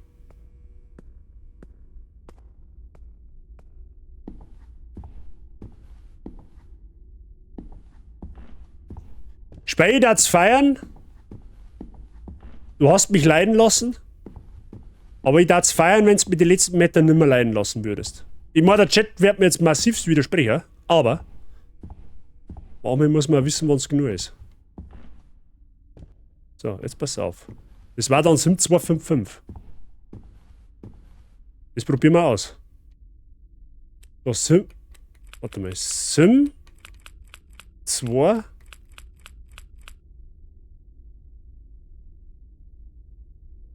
Nein, das war's nicht. Okay. 5-2 sind 5.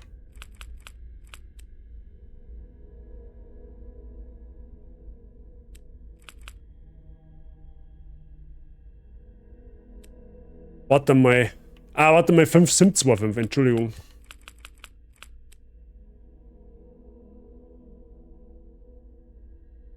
Hä?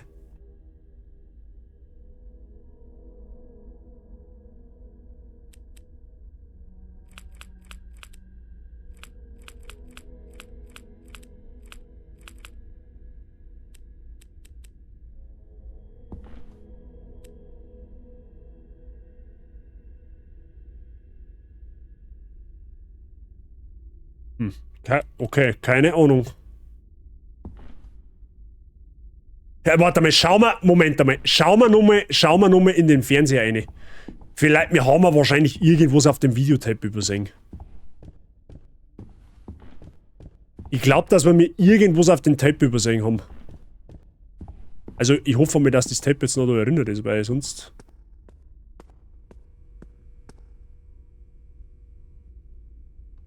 Okay, pass auf.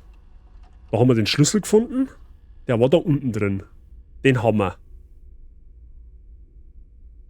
So, dann die Kisten. Sim 2 5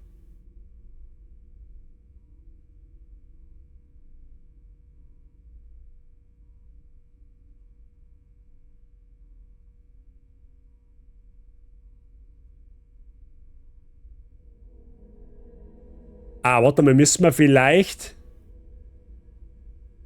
Der erste... Eins sind zwei... Ich hätte auch gedacht, dass wir da vielleicht auf einen Einser kommen könnten. Es ist natürlich jetzt fraglich, also wenn jetzt der Einser auch nicht passt, dann ist es wahrscheinlich so, dass wir mal nochmal in den langen Gang schauen müssen, weil vielleicht hat sich da nochmal was da. Das kann natürlich möglich sein. Aber probieren wir mal 1, 7, 2, 5. Das kann natürlich durchaus möglich sein, dass dieser Einser, dass das einen Einser darstellen soll. Weil, ein Strich quasi, ne? Jetzt schauen wir einfach einmal. So, 1, Sim, 2, 5. Tatsächlich.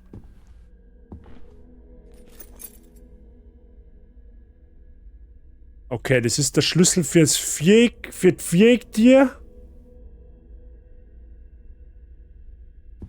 Und die Vierecktier, die war... Wo war denn die Vierecktier? Ich weiß, wir haben ein Vierecktier gefunden, weiß ich noch. Aber ich weiß nicht mehr, wo die war.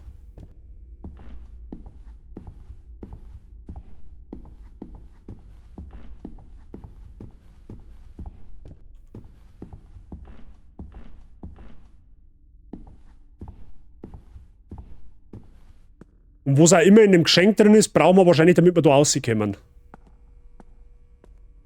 Okay, aber wo war die Viereckstür? Also wir haben eine, ich weiß, dass wir eine gefunden haben. Definitiv, gibt es keinen Zweifel nicht. Aber wo war die? Das war ich. Das war immer noch ich. Wo ist die Viereckstür gewesen?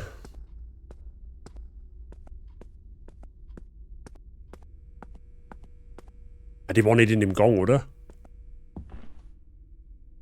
Nein, im Gang war die Viereckstür nicht. Die war nicht in dem Gang, hundertprozentig. Am Gang draußen.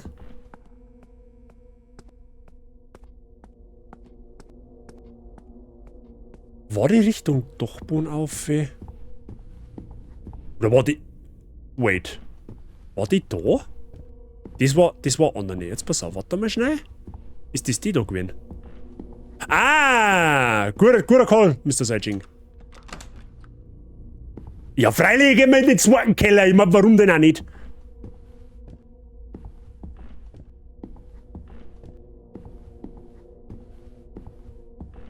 You shouldn't have got... Ja! It's a fucking horror game! Ja, sicher. Und jetzt gehen wir eigentlich in den... Jetzt gehen wir in den Brunnen oben, ne? Weil Brunnen waren beim letzten Mal schon so eine super Idee.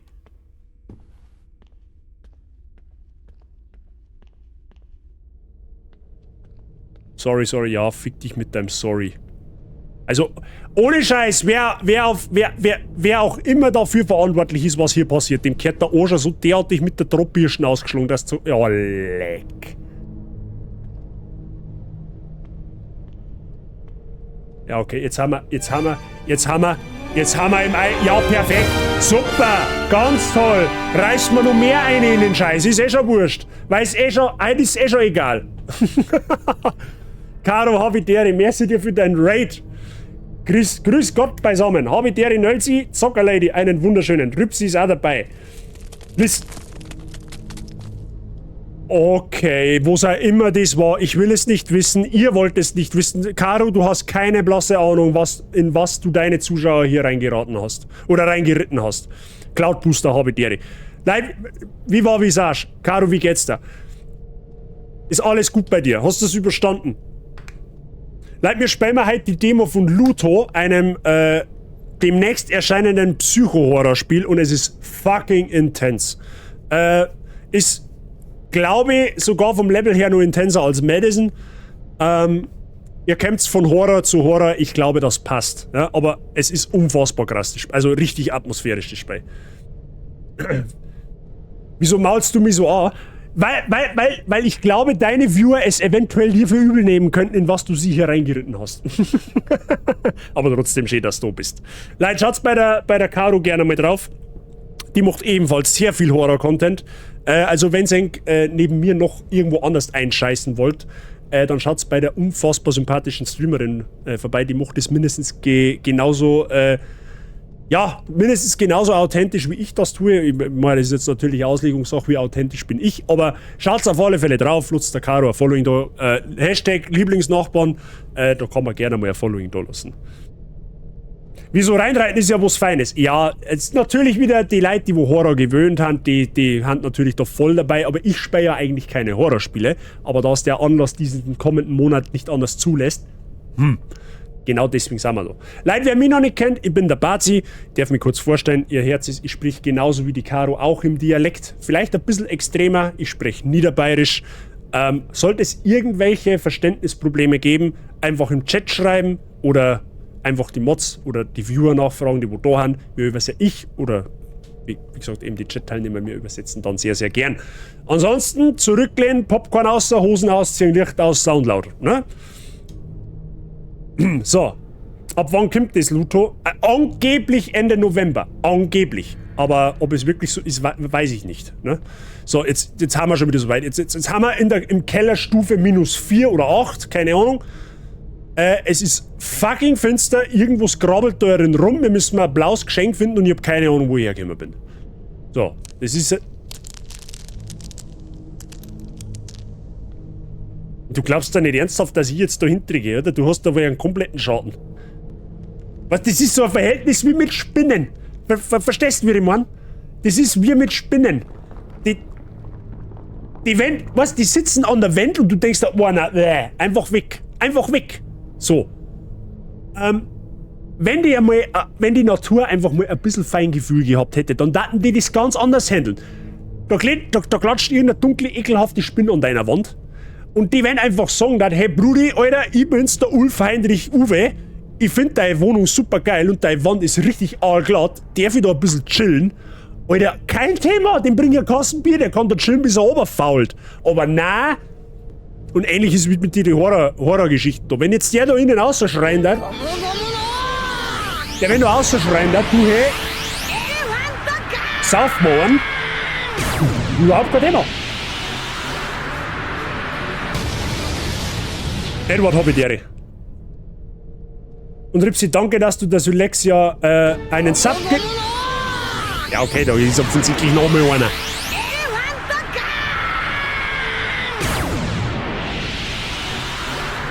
Warten wir noch schnell.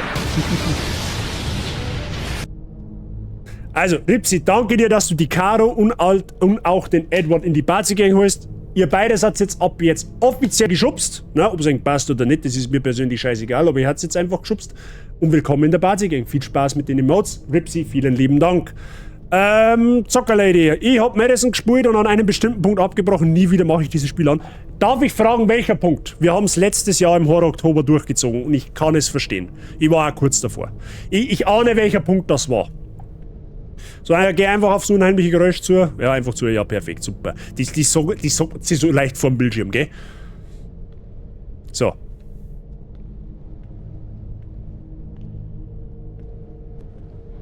Ey, warte zum Durchsagen da. Ich will nicht stören, aber ich glaub, deiner Bude darf's nicht schon, wenn wir da mal fegen daten. Ja, geh weg mit deiner Scheißketen da. Ah! Boah, leck, Alter. Boah, was war denn das? Wo alle Lichter ausgingen und es geklingelt hat, man hatte nur noch die Kamera als Licht. Wo alle Lichter... Ach, da! Oh ja, das war ekelhaft. Aber, Zockerlady, ich kann dir versichern, das wurde noch schlimmer. Das wurde noch schlimmer.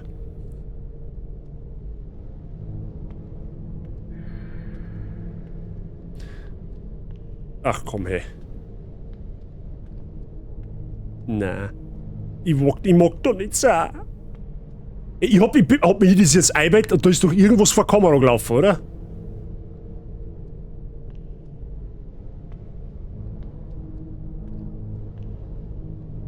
Ich sag gern Horror, hab mich aber noch nie beim Game so übel erschrocken. Also, da du ja Madison ohnehin nicht mehr anzufangen scheinst, es kommt am Ende quasi eine Sequenz. Da bist du quasi wieder im Haus. Und der Dämon ist quasi, ja, sozusagen in der Endstufe, ist eigentlich ein anderer Charakter, aber es ist so das Endlevel. Du musst da ein Rätsel lösen, ein ziemlich umfangreiches Rätsel, also Uhrenrätsel tatsächlich. Und, also natürlich nur, wenn du es wissen möchtest, ne? Ich kann natürlich auch die Schnauze halten, ne? Aber es, also der dunkle Ding, wo du nur mit deinem Feuerzeug durch Gegend rennst, das war noch gar nichts. Das war noch gar nichts, wollte ich sagen, ne? Auf alle Fälle kommt dann irgendwann in Madison, die Endsequenz ist quasi, du bist wieder im Haus, musst quasi Schallplatten spielen und da kommt ein unfassbar greisliches Lied raus, also da kriegst du richtig Ohrenkrebs davon. Und das Ding ist, in diesem Haus verfolgt dich eine Gestalt. Und die springt dich an und du kannst diese Gestalt nur da stellt's mir heute noch Gänsehaut auf, wenn ich dran denke. Und du kannst diese Gestalt nur mit deiner Kamera abwehren. Das heißt, wenn du einen schlechten Reflex und ein schlechtes Timing hast, springt dich diese Gestalt jedes Mal über den Haufen. Mir ist es einmal passiert. Diese Sequenz hätte mich beinahe komplett gebrochen. Und einige, die wo jetzt auch da haben, die waren damals mit dabei. Und es war schlimm. Ich war froh, wie ich das Spiel hinter mir gehabt habe. Also wenn es dich interessiert, schau ruhig mal auf meinen VOD-Kanal auf YouTube vorbei. Da ist Madison komplett hochgeladen. Der letzte Part, ungefähr mit dem letzten Part geht es los. Blue Knees heißt die ganze Sequenz. Ist richtig übel. So, der Geist ist jetzt ja offensichtlich irgendwo da drin. Ja, perfekt.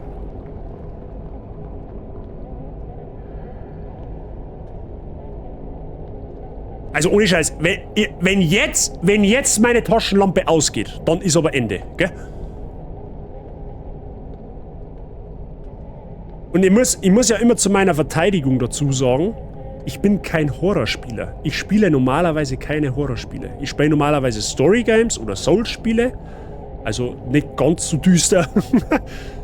Aber aufgrund des Horror-Oktobers oder aufgrund von Oktober nehmen wir es uns leider einmal im Jahr nicht außer Horrorspiele zum Spielen. Und heute fangen wir quasi ja damit an und das haben wir uns eben mit der Demo von Luto, glaube ich,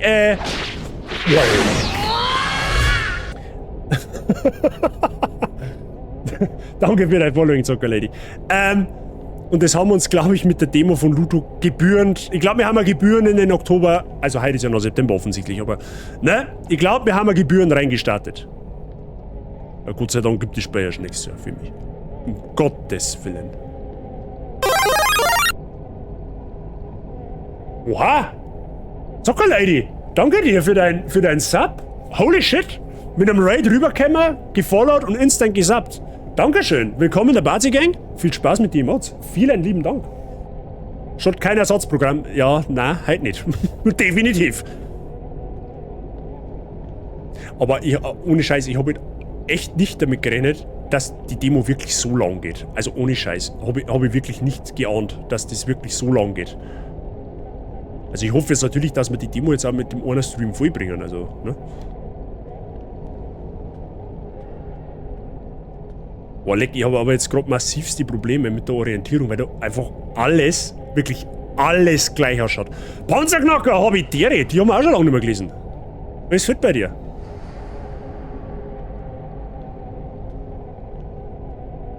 Also ich sag jetzt mal, nein, ich sag's nicht, nein, Bazi, halt einfach deine dumme... Nein, vergiss es, da geh ich jetzt nicht rein. Das kannst du voll löten. Da spielt schon wieder irgendwer mit Kieselsteiner, das will ich nicht. Das will ich nicht. Das will ich einfach nicht, nein. Ja. Soweit passt schon, das freut mich. Naja, es macht einen Unterschied, ob privat, ohne Chat, zusammen oder mit der Community. Ja, das darfst aber du schon glauben, dass ich das Spiel privat allein nicht spielen darf. Das kannst, da kannst du dir sicher sein. Ja, ich bin jetzt natürlich noch keinen Schwur weiter. Ich weiß auch gar nicht, wo ich hier hingehe oder wo ich hier hin muss. Wir müssen mir ein Geschenk finden, ein blaues. Ein blaues Geschenk. Vor allem, ich glaube, die eher eine Herausforderung wird aber da wieder ausfinden. Wenn du mich fragst. Aber es schaut halt einfach alles gleich aus da drin. Alles schaut da gleich aus. Du kannst eigentlich jetzt nur darauf warten, bis mir irgendwo aus irgendeinem Winkel irgendwo so springt. Ich glaub, Caro weiß, von was ich rede. Weil die ist ja quasi Horror-Pro-Gamer, wenn man so will, ne?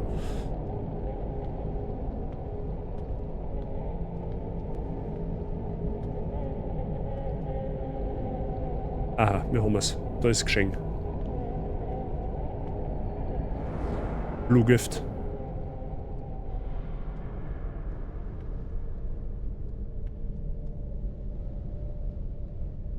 Wisst ihr, was gut ist? Da ist Licht. Und das ist jetzt die Demo. Wann kommt das Game denn raus? Das ist jetzt die Demo, die ist frei erhältlich, kannst du dir jederzeit runterladen. Würde ich an der Stelle eine Empfehlung. Ne? Also spielt es ruhig mal selber, auch wenn ihr es halt bei mir gesehen habt. Ruhig gerne mal selber spielen. Absolut stark. Wann das Game tatsächlich wirklich exakt rauskommt, weiß ich nicht. Angeblich Ende November. Angeblich. Ne? Vielleicht kommt es am Morgen aus. Das kann natürlich auch möglich sein, dass sie den Release bis zum Oktober aufgekommen haben. Aber es steht auf Steam faktisch noch kein Release-Date. Ich muss aber fairerweise dazu sagen, die Demo läuft äußerst flüssig. Also, ich weiß nicht, ob es exakt 60 Frames sind, braucht das Spiel aber ehrlich gesagt auch nicht. Aber es ruckelt nichts und es läuft wirklich erstaunlich gut. Also, wirklich erstaunlich gut. Für das, dass eine Demo ist. Da wo ja bekanntermaßen noch einige Bugs und Glitches drin sein können. Also wenn jetzt da irgendwo ein Ballrock aus der Kroche kommt, dann darf es mich auch nicht mehr wundern, ganz ehrlich. Nur für PC? Das weiß ich tatsächlich nicht. Ob das auch für Konsole kommt oder nur für PC. Ich glaube aber, das gibt für alle Plattformen tatsächlich. Also ich meine, ich glaube, es macht keinen Sinn, dass sie es nur für PC bringen. Weil ich meine, sie wollen ja wahrscheinlich eine große breite Masse ansprechen. Und da würde Xbox, Playstation und PC schon am meisten Sinn machen, wenn du mich fragst. So, jetzt schauen wir mal. Da müssen wir, ich vermute jetzt einfach mit der Kürzen nachher, weil warum nicht? Ne? Das Leichte ist so stark schön. Und wie wir ja heute gelernt haben, ist mehr Licht immer mehr gut. Bekannter. Halt doch die Fresse.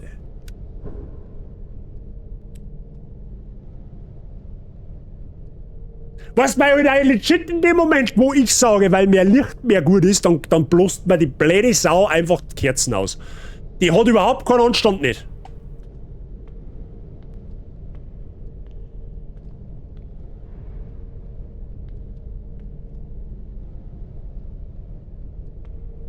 Das ist auch wieder auf dem Storage sein missgewachsen. Oh, der ist so fällig.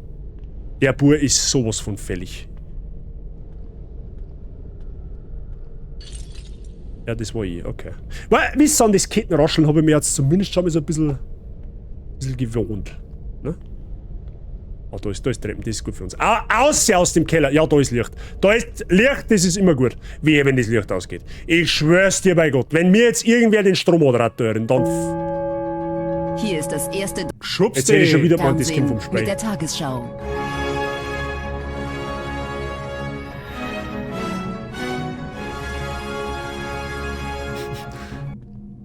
Gurat DASSD halt stabile Seitenlage, trainiert Host lachender Smiley mit kaltem Schweiß. Ich hab, wisst, was ich heute noch beim Erste-Hilfe-Kurs gelernt habe? Wie man einen Patienten in Schocklage bringt. Weil das müsste die dann jetzt bei mir langsam einmal anwenden. Der Zero, merci dir für deinen Resub im 35. Monat. Holy shit. Danke dir für deinen langen Support. Weiterhin willkommen in der Party-Gang. Ich hoffe, es wird bei dir. Der Dong ist halt auch böse. Der ist richtig böse. Aber ohne Scheiß, der Peak Jumpscare halt war vom, ich glaube, das war der Stoshi, der wo einen Monte getriggert hat. Also der war ehrenlos. Der war richtig ehrenlos. Ich suche mal wieder ein richtig gutes Horror-Game, lange keins mehr gespielt für Konsole. Also ich vermute, dass Luthor auch für Konsole kommt. Ich kann mir was anderes... Warte mal, was kann die jetzt eigentlich mit dem Geschenk da tun?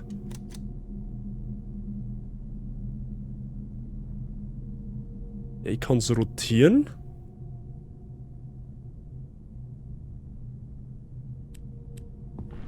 Ah, muss man das Geschenk vielleicht da bieten?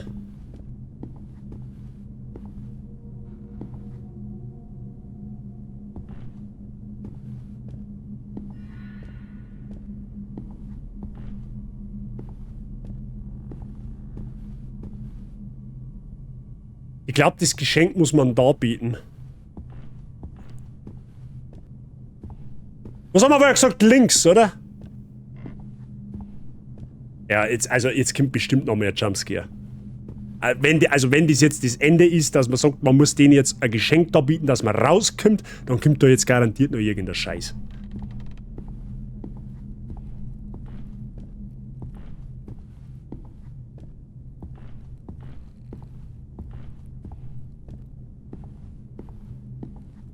Gut, wir haben mal links gesagt. Ah. Alter, was ist das für ein Scheiß? Ich wollte links, du blöde Kuh. Oder du blöder... Weiß ich nicht. Ja gut, wir haben mal... Also, sorry, das habe ich nicht wissen können. Also ich habe jetzt eigentlich gedacht, wenn es dem Linken gibt, darf ich nach links gehen und nicht, wenn es dem Linken gibt, gehe ich nach rechts. Das war so... Hey Brudi, das war so nicht geplant, gell? Hand durch Charlie. So läuft das fein nicht. Du mal deine Hand die Leute da noch raushauen kann. Blöder Hund, du. Ja toll, dann müssen wir halt rechts gehen, dann hilft es halt auch nicht. Solange ich jetzt endlich aus der Bude da rauskomme.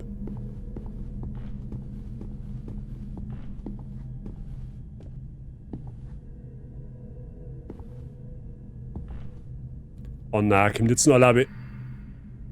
Was it Alice? Ah, was it allein? Achso. Okay. Oh nein, hau mit deiner Knackserei da jetzt. Did I win? Is there an escape? Ja, ich hoffe!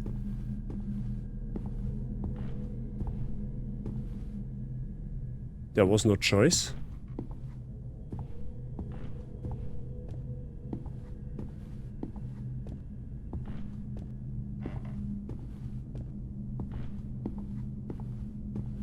Did you get it? Keine Ahnung.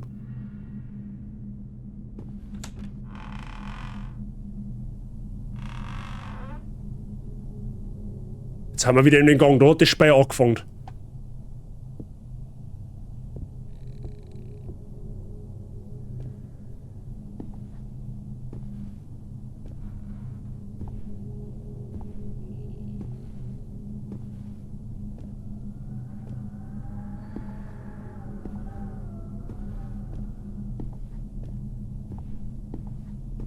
Okay.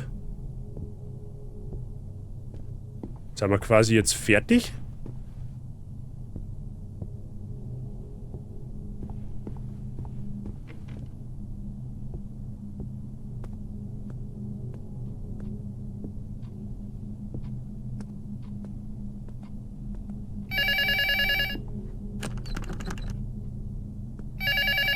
Oder geht die Demo dann jetzt wieder von vorn los? So what are you going to do? Have you made up your mind? I can help you with the move. I have the weekend off, so I will come to your place, okay?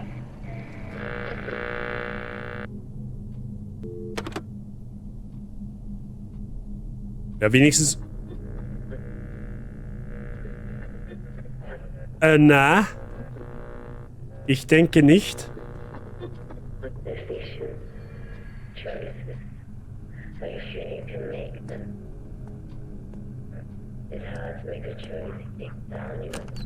Ich mag da aussehen.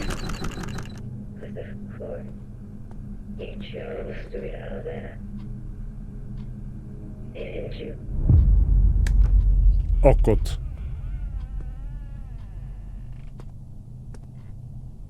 Boah, lecker. Ich mag aussehen, bitte. Jetzt bin ich auf der anderen Seite. Ja, herzlichen Glückwunsch.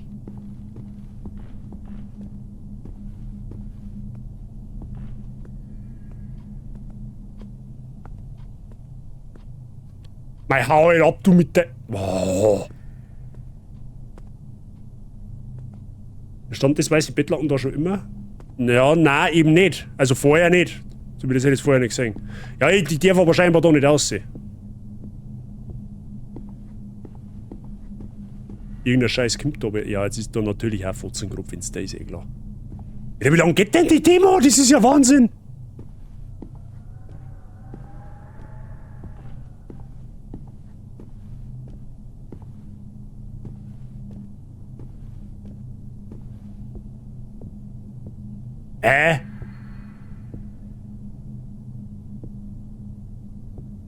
Also liegt wieder drauf. Keine Ahnung, was wir mit dem da sollen. Dann den Geister noch werfen. Ich weiß es nicht.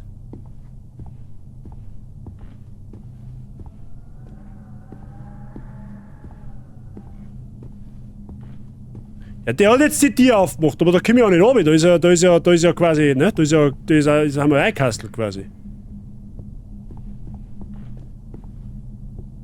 Bist jetzt, hallo, mach halt einmal irgendwas. Ha! Also.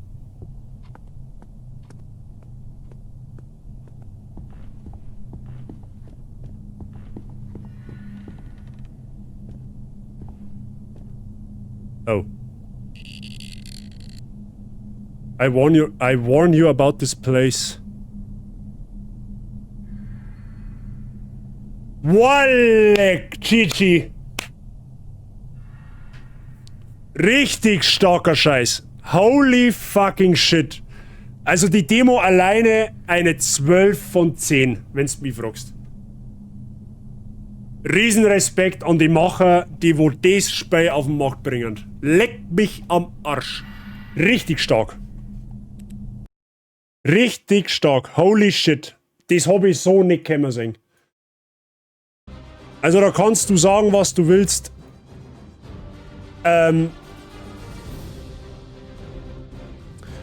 Wenn das Spiel, wenn die Demo schon so intens war und es ist so nachwirkend betrachtet, ist ja eigentlich nicht wirklich was Schlimmes passiert.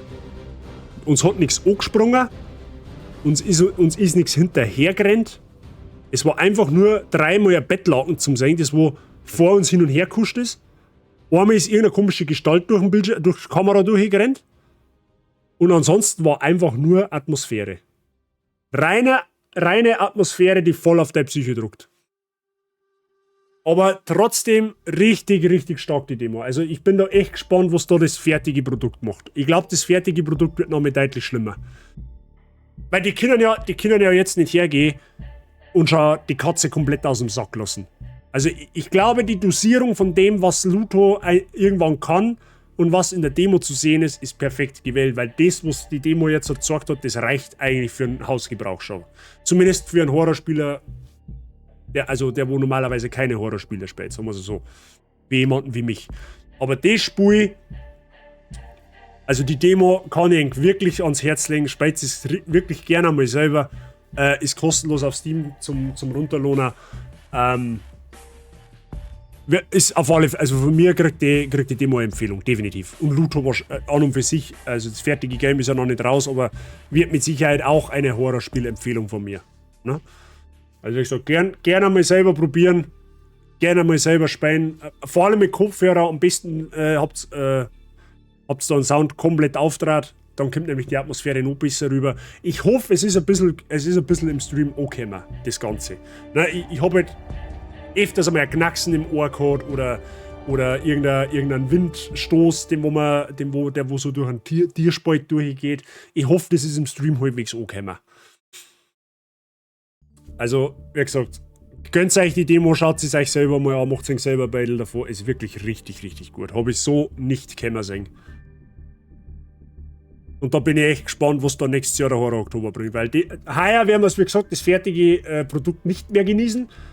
Weil, weil bis das die Spiel rauskommt, ist der Horror Oktober für mich rum. Ne? Aber es wird sehr wahrscheinlich dann kommendes Jahr auf jeden Fall im Horror Oktober landen. Wohl oder übel. Twitch-App am TV und Surround Sound. Ja, beste. Der Ninja Lurk Mod sagt Servus, ich hoffe, es hat alles taugt. Aber die Sieg, ja. Also ich für meinen Teil, ich bin überzeugt von der Demo. Also war schon, holy shit, war nicht schlecht. Vor allem, es geht halt fast instant los. Ne? Du kommst in die Demo, gehst 5 Schritt, zack, bumm, eskaliert. Wie hat's euch taugt? Wie find's final die Demo von Luto? Ist selbst, wo ihr sagt, ja, da haben wir richtig gespannt, wenn das voll auf dem Markt ist und werden wir uns auch auf Twitch gönnen. Oder ist selbst, oh nein, ist mir too much, trauen wir nicht drüber. Gott sei Dank ist es aus, mein Anspannungsbiesel muss raus. Ja, dann aber schnell, nicht dass es noch auf die Couch geht, das muss natürlich nicht mehr sein. Nein, aber wirklich, war eine geile Demo. War eine geile Demo. Hab ich so, wie gesagt, absolut nicht kommen sehen. Also ich hab damit gerechnet, dass wir ungefähr eine Stunde, 1,5 brauchen, weil das dauern typischerweise, normalerweise Demos, Stunde, 1,5. Aber dass wir jetzt doch fast den ganzen Stream damit gefüllt kriegen, das hätte ich tatsächlich nicht gedacht. Schade eigentlich, weil dann sagt das Ersatzprogramm jetzt für heute nicht. Ne? Das Ersatzprogramm wird dann quasi das Zweitprojekt. Aber das halten wir. Sollen wir es noch hinterm Berg halten oder sollen wir es liegen, was das Zweitprojekt wird? Ne? Weil Donnerstag fangen wir ja mal mit unserem Hauptprojekt im Horror Oktober an. Ne? Still Wakes the Deep. Schauen wir uns am Donnerstag an. Donnerstag um 10 Uhr. Das begleitet uns dann über den ganzen Oktober. Also zumindest so lange, wie es halt dauert. Aber der Mr. Saijin hat es halt nicht nehmen lassen, mir ein Ersatzprogramm für heute anzubieten oder mir zu schenken. Nochmal danke dafür, trotzdem hasse ich die dafür. Und jetzt ist halt die Frage, soll ich die Katze heute schon aus dem Sack lassen? Möchte sie es heute schon wissen, was das Zweitprojekt wird? Oder möchte sie es als Überraschung, ne? als Überraschungsstream haben? Ne? Das ist halt jetzt die Frage. Eigentlich. Also ich gönne was zum Anschauen und nicht selber zocken. Auch fein. Der Ehrensei. Ja, der absolute Ehrensei. Definitiv. Der Bonsai Ehrensei. Wir jetzt halt. Schau ich gerade, das erste Mal auf Discord wird einfach instant 3 Leute aus der Bubble-Schein einen Horror-Oktoberplan reingehauen haben. Insane. Stoshi macht halt einfach wirklich gnadenlos in der Halle das Licht aus. Saugeil, fühle ich. Geiler Typ. Trotzdem muss mir das noch im Discord spielen. Ich darf es nicht verraten. Sei der Gönner sei, ja. Ja, na, wisst ihr was? Ich bin jetzt ausnahmsweise. Wisst ihr was? Heute habe ich mich selber ein bisschen penetriert mit der Demo und ich spanne ihn heute ein bisschen auf die Folter, okay? Ich werde noch nicht leaken, was unser Zweitprojekt wird. Das sehen wir vielleicht, mit einem großen vielleicht schon am Wochenende. Donnerstag, wie gesagt, unser Hauptprojekt, das ist angekündigt. Still Wakes the Deep, spielen wir Donnerstag ab 10 Uhr. Ne? Da schauen wir mal rein. Wird wahrscheinlich auch düster. Ich habe mir nur sagen lassen, eine wahnsinnig dunkle und düstere Story. Haben wir gespannt. Und was das Zweitprojekt dann wird, das werdet ihr erfahren. Ich glaube, das mache ich heuer mal ganz unorthodox. Ich glaube, ich gehe heuer einfach, sobald ich das Spiel spiele, vielleicht, wie gesagt, noch am Wochenende gehe ich einfach live. Ich sage euch, hey, keine Ahnung, Beispiel jetzt Sonntag-Stream. Ich sage aber nicht, was ich spiele. Und dann gehe ich einfach on-stream irgendwann in die Spielerei und dann werdet ihr sehen, was es ist. Kleiner Tipp. Also, was heißt der kleine Tipp? Tipp ist eigentlich nicht. Aber ich sage mal so, einige von euch kennen das Spiel. Okay? Bazi-Stream-Überraschung, jetzt in jedem 7. Stream. Ey, ich habe immerhin 2 Eier. Hab ich nicht gesagt. Na, wird cool. Wird cool. Gut, Leils, was soll ich sagen? Wie gesagt, Luto hat überzeugt, die Demo, war intens, aber hat auch im Nachgang natürlich auch Spaß gemacht. Ich hoffe, euch hat es auch taugt. Ich glaube, wir haben einen gut in den Horror-Oktober jetzt dann gekommen, der wo ab morgen ist im Endeffekt, aber ich hab ihn einmal einen Bonustag reingehauen. Vielleicht kriege ich ja den irgendwann wieder retour. An der Stelle, Freunde der Sonne, ich möchte mich nochmal unfassbar stark bei euch für den heutigen Support bedanken. Heute ist unfassbar krass eskaliert worden. Danke an alle für die ganzen Subbombs, die reingekommen haben. Für die neuen Follower, die reingekommen haben. Danke auch nochmal an Caro für ihren Raid, wo man ihr Community anvertraut hat. Vielen Dank dafür. Also heute mad Respekt an euch, Bazi Gang, für den ganzen Support, den ihr heute da gelassen habt. Das freut mich unfassbar stark. Ja. Der Horror-Oktober kann beginnen, würde ich sagen.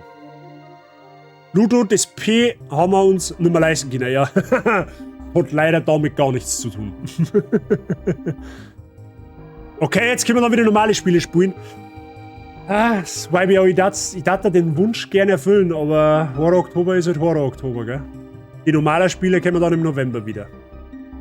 Aber da haben wir dann auch noch einiges vor. Ne? Also heuer trotzdem. Also ich muss fairerweise dazu sagen, ich hätte es eigentlich geplant gehabt, da muss ich wie gesagt mit der Yassi dann auch noch mal reden, weil Yassi wird auch jetzt sehr stark im Horror-Oktober versumpfen, sage ich jetzt einmal.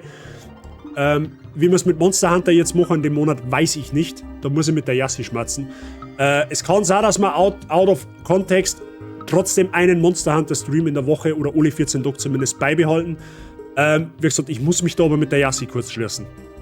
Weil ich weiß jetzt nicht, was mehr Sinn macht, dass wir es 4 Wochen pausieren und dann wieder aufgreifen. Oder ob wir jetzt einfach Monster Hunter alle 14 Tage mal bringen. Aber wie gesagt, da muss ich mit der Yassi dann noch schmerzen, wie wir das ein bisschen handeln. Aber ansonsten gibt es von meiner Seite aus, wenn ich alleine live gehe, also jetzt ohne Yassi, wenn wir jetzt keinen Multi haben, gibt es im Oktober nur Horrorspiele. Okay? Und im November geht es dann wieder weiter mit dem ganz normalen Schund, den wir sonst ins Internet setzen. Wir werden dann im November sehr wahrscheinlich ein Sekiro, Sekiro platinieren, das möchte ich im November machen. Und dann werden wir wahrscheinlich Dezember Richtung Weihnachten, vielleicht Weihnachten, der Weihnachtsstream ist ja bei mir so ein bisschen Tradition, dass es an Weihnachten sehr, sehr blutig und sehr, sehr splatterhaft ist. Da waren wir die letzten 2 Jahre immer fleißig mit God of War unterwegs. Da würde sich heuer Bloodborne anbieten. Ne, weil da haben wir auch noch das DLC zum Spielen, da haben wir noch nicht ganz fertig. Da geht theoretisch aus dem Main-Game nur noch der Endboss ab, aber das DLC könnten wir noch spielen. Das war so der Fahrplan für heuer, was das Rest des Jahres angeht. Auf der anderen Seite kommt am 11. Oktober das neue Dragon Ball Spiel raus. Es kann passieren, dass ich, weil es ist ein Freitag, da habe ich ja gerade noch Urlaub, das kann sein, dass ich da vielleicht am Nachmittag außertourlich einen Stream mache, wo ich das erste Mal jemals seit über 3 Jahren Twitch, dass ich da mal einmalig ein Dragon Ball Spiel spiele. Das kann sein, das muss aber nicht, weil Dragon Ball werde ich ausschließlich privat für mich selbst zocken. Tatsächlich. Da würde er Battlefield 3 sich anbieten. Battlefield 3, das Schuldenprojekt vom Dampfi möchte ich im Januar spielen, ebenso wie das Wunschgame vom Prof Limbo möchte ich auch im Januar noch zocken. Weil der Prof hat ja vor ein paar Wochen Limbo requested, der hat mir das auch geschenkt auf Steam vor noch längerer Zeit. Limbo ist, glaube ich, eine Sache auf 2 Streams. Das ist ähnlich groß wie, wie heißt denn das? Was haben wir da gespielt? Inside. Es waren 2 Streams, Limbo ist, glaube ich, ähnlich groß. Ja, müssen wir mal schauen. Aber so grob im November könnt ihr mal auf Sekiro, Bloodborne etc. pp. einstellen. Wir werden mit der Yassi wieder Monster Hunter zocken.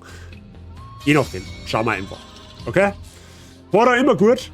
Gibt's bei mir tatsächlich eigentlich nur einmal im Jahr, aber dafür halt 4 Wochen am Stück, weil ich eigentlich kein Horror-Streamer bin. Ne? Aber einmal im Jahr lassen wir es uns halt nicht nehmen, also ich mir nicht und auch, also ich darf es mir schon gerne nehmen lassen, aber ich tue es halt auch ein wenig für Community natürlich, weil Community, ich weiß, dass die Community sehr feiert und einmal im Jahr, diesen einen Monat im Oktober, sage ich mir, den überstehe ich auch irgendwie und für euch ist es dann natürlich eine schöne Sache anzuschauen, ne? Weil ihr euch beömmeln könnt, vielleicht dann natürlich auch ein bisschen mitfiebern könnt, aber Horror gibt es wie gesagt einmal im Jahr, aber dafür halt dann 4 Wochen tatsächlich. Ne? Und letztes Jahr war es halt eben, was haben wir letztes Jahr gespielt? Madison und Resident Evil 2. Und heuer ist es eben jetzt die Demo von Luto einmalig gewesen, da haben wir jetzt durch.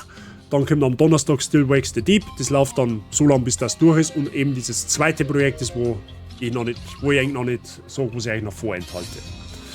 Genau. Ansonsten, schau jetzt einmal, wer denn noch live ist. Da ist bestimmt noch irgendwer da zu denen schicken kann. Ich glaube, ich schicke euch tatsächlich zum Rappi, weil der spielt Resident Evil 4. Das Spiel habe ich tatsächlich nicht durchgespielt, weil es mir einfach todes aufgeregt hat. Aber von Horror zu Horror, der spielt sogar die Originalversion. Also jetzt nicht das Remake, sondern von früher, wenn ich es richtig sage, right? Und er hat ein lustiges Bart-Cosplay auf jeden Fall. Ich weiß nicht, ob er Radagast der Braune ist, weiß ich nicht. Keine Ahnung. Wer den Rappi nicht kennt, lasst es dem auch gern Liebe da. Der ist Mod bei der Yassi unter anderem. Auch sehr sympathisch. Also wie gesagt, da gern Liebe da lassen. Danke nochmal an jeden, der wo bei mir halt Liebe da lassen hat. Wir hören und sehen uns am Donnerstag Vormittag. Das ist in Deutschland ein Feiertag, Tag der Deutschen Einheit. Da fangen wir dann eben mit dem neuen Projekt an. Okay? Das ist der Gimli-Bot.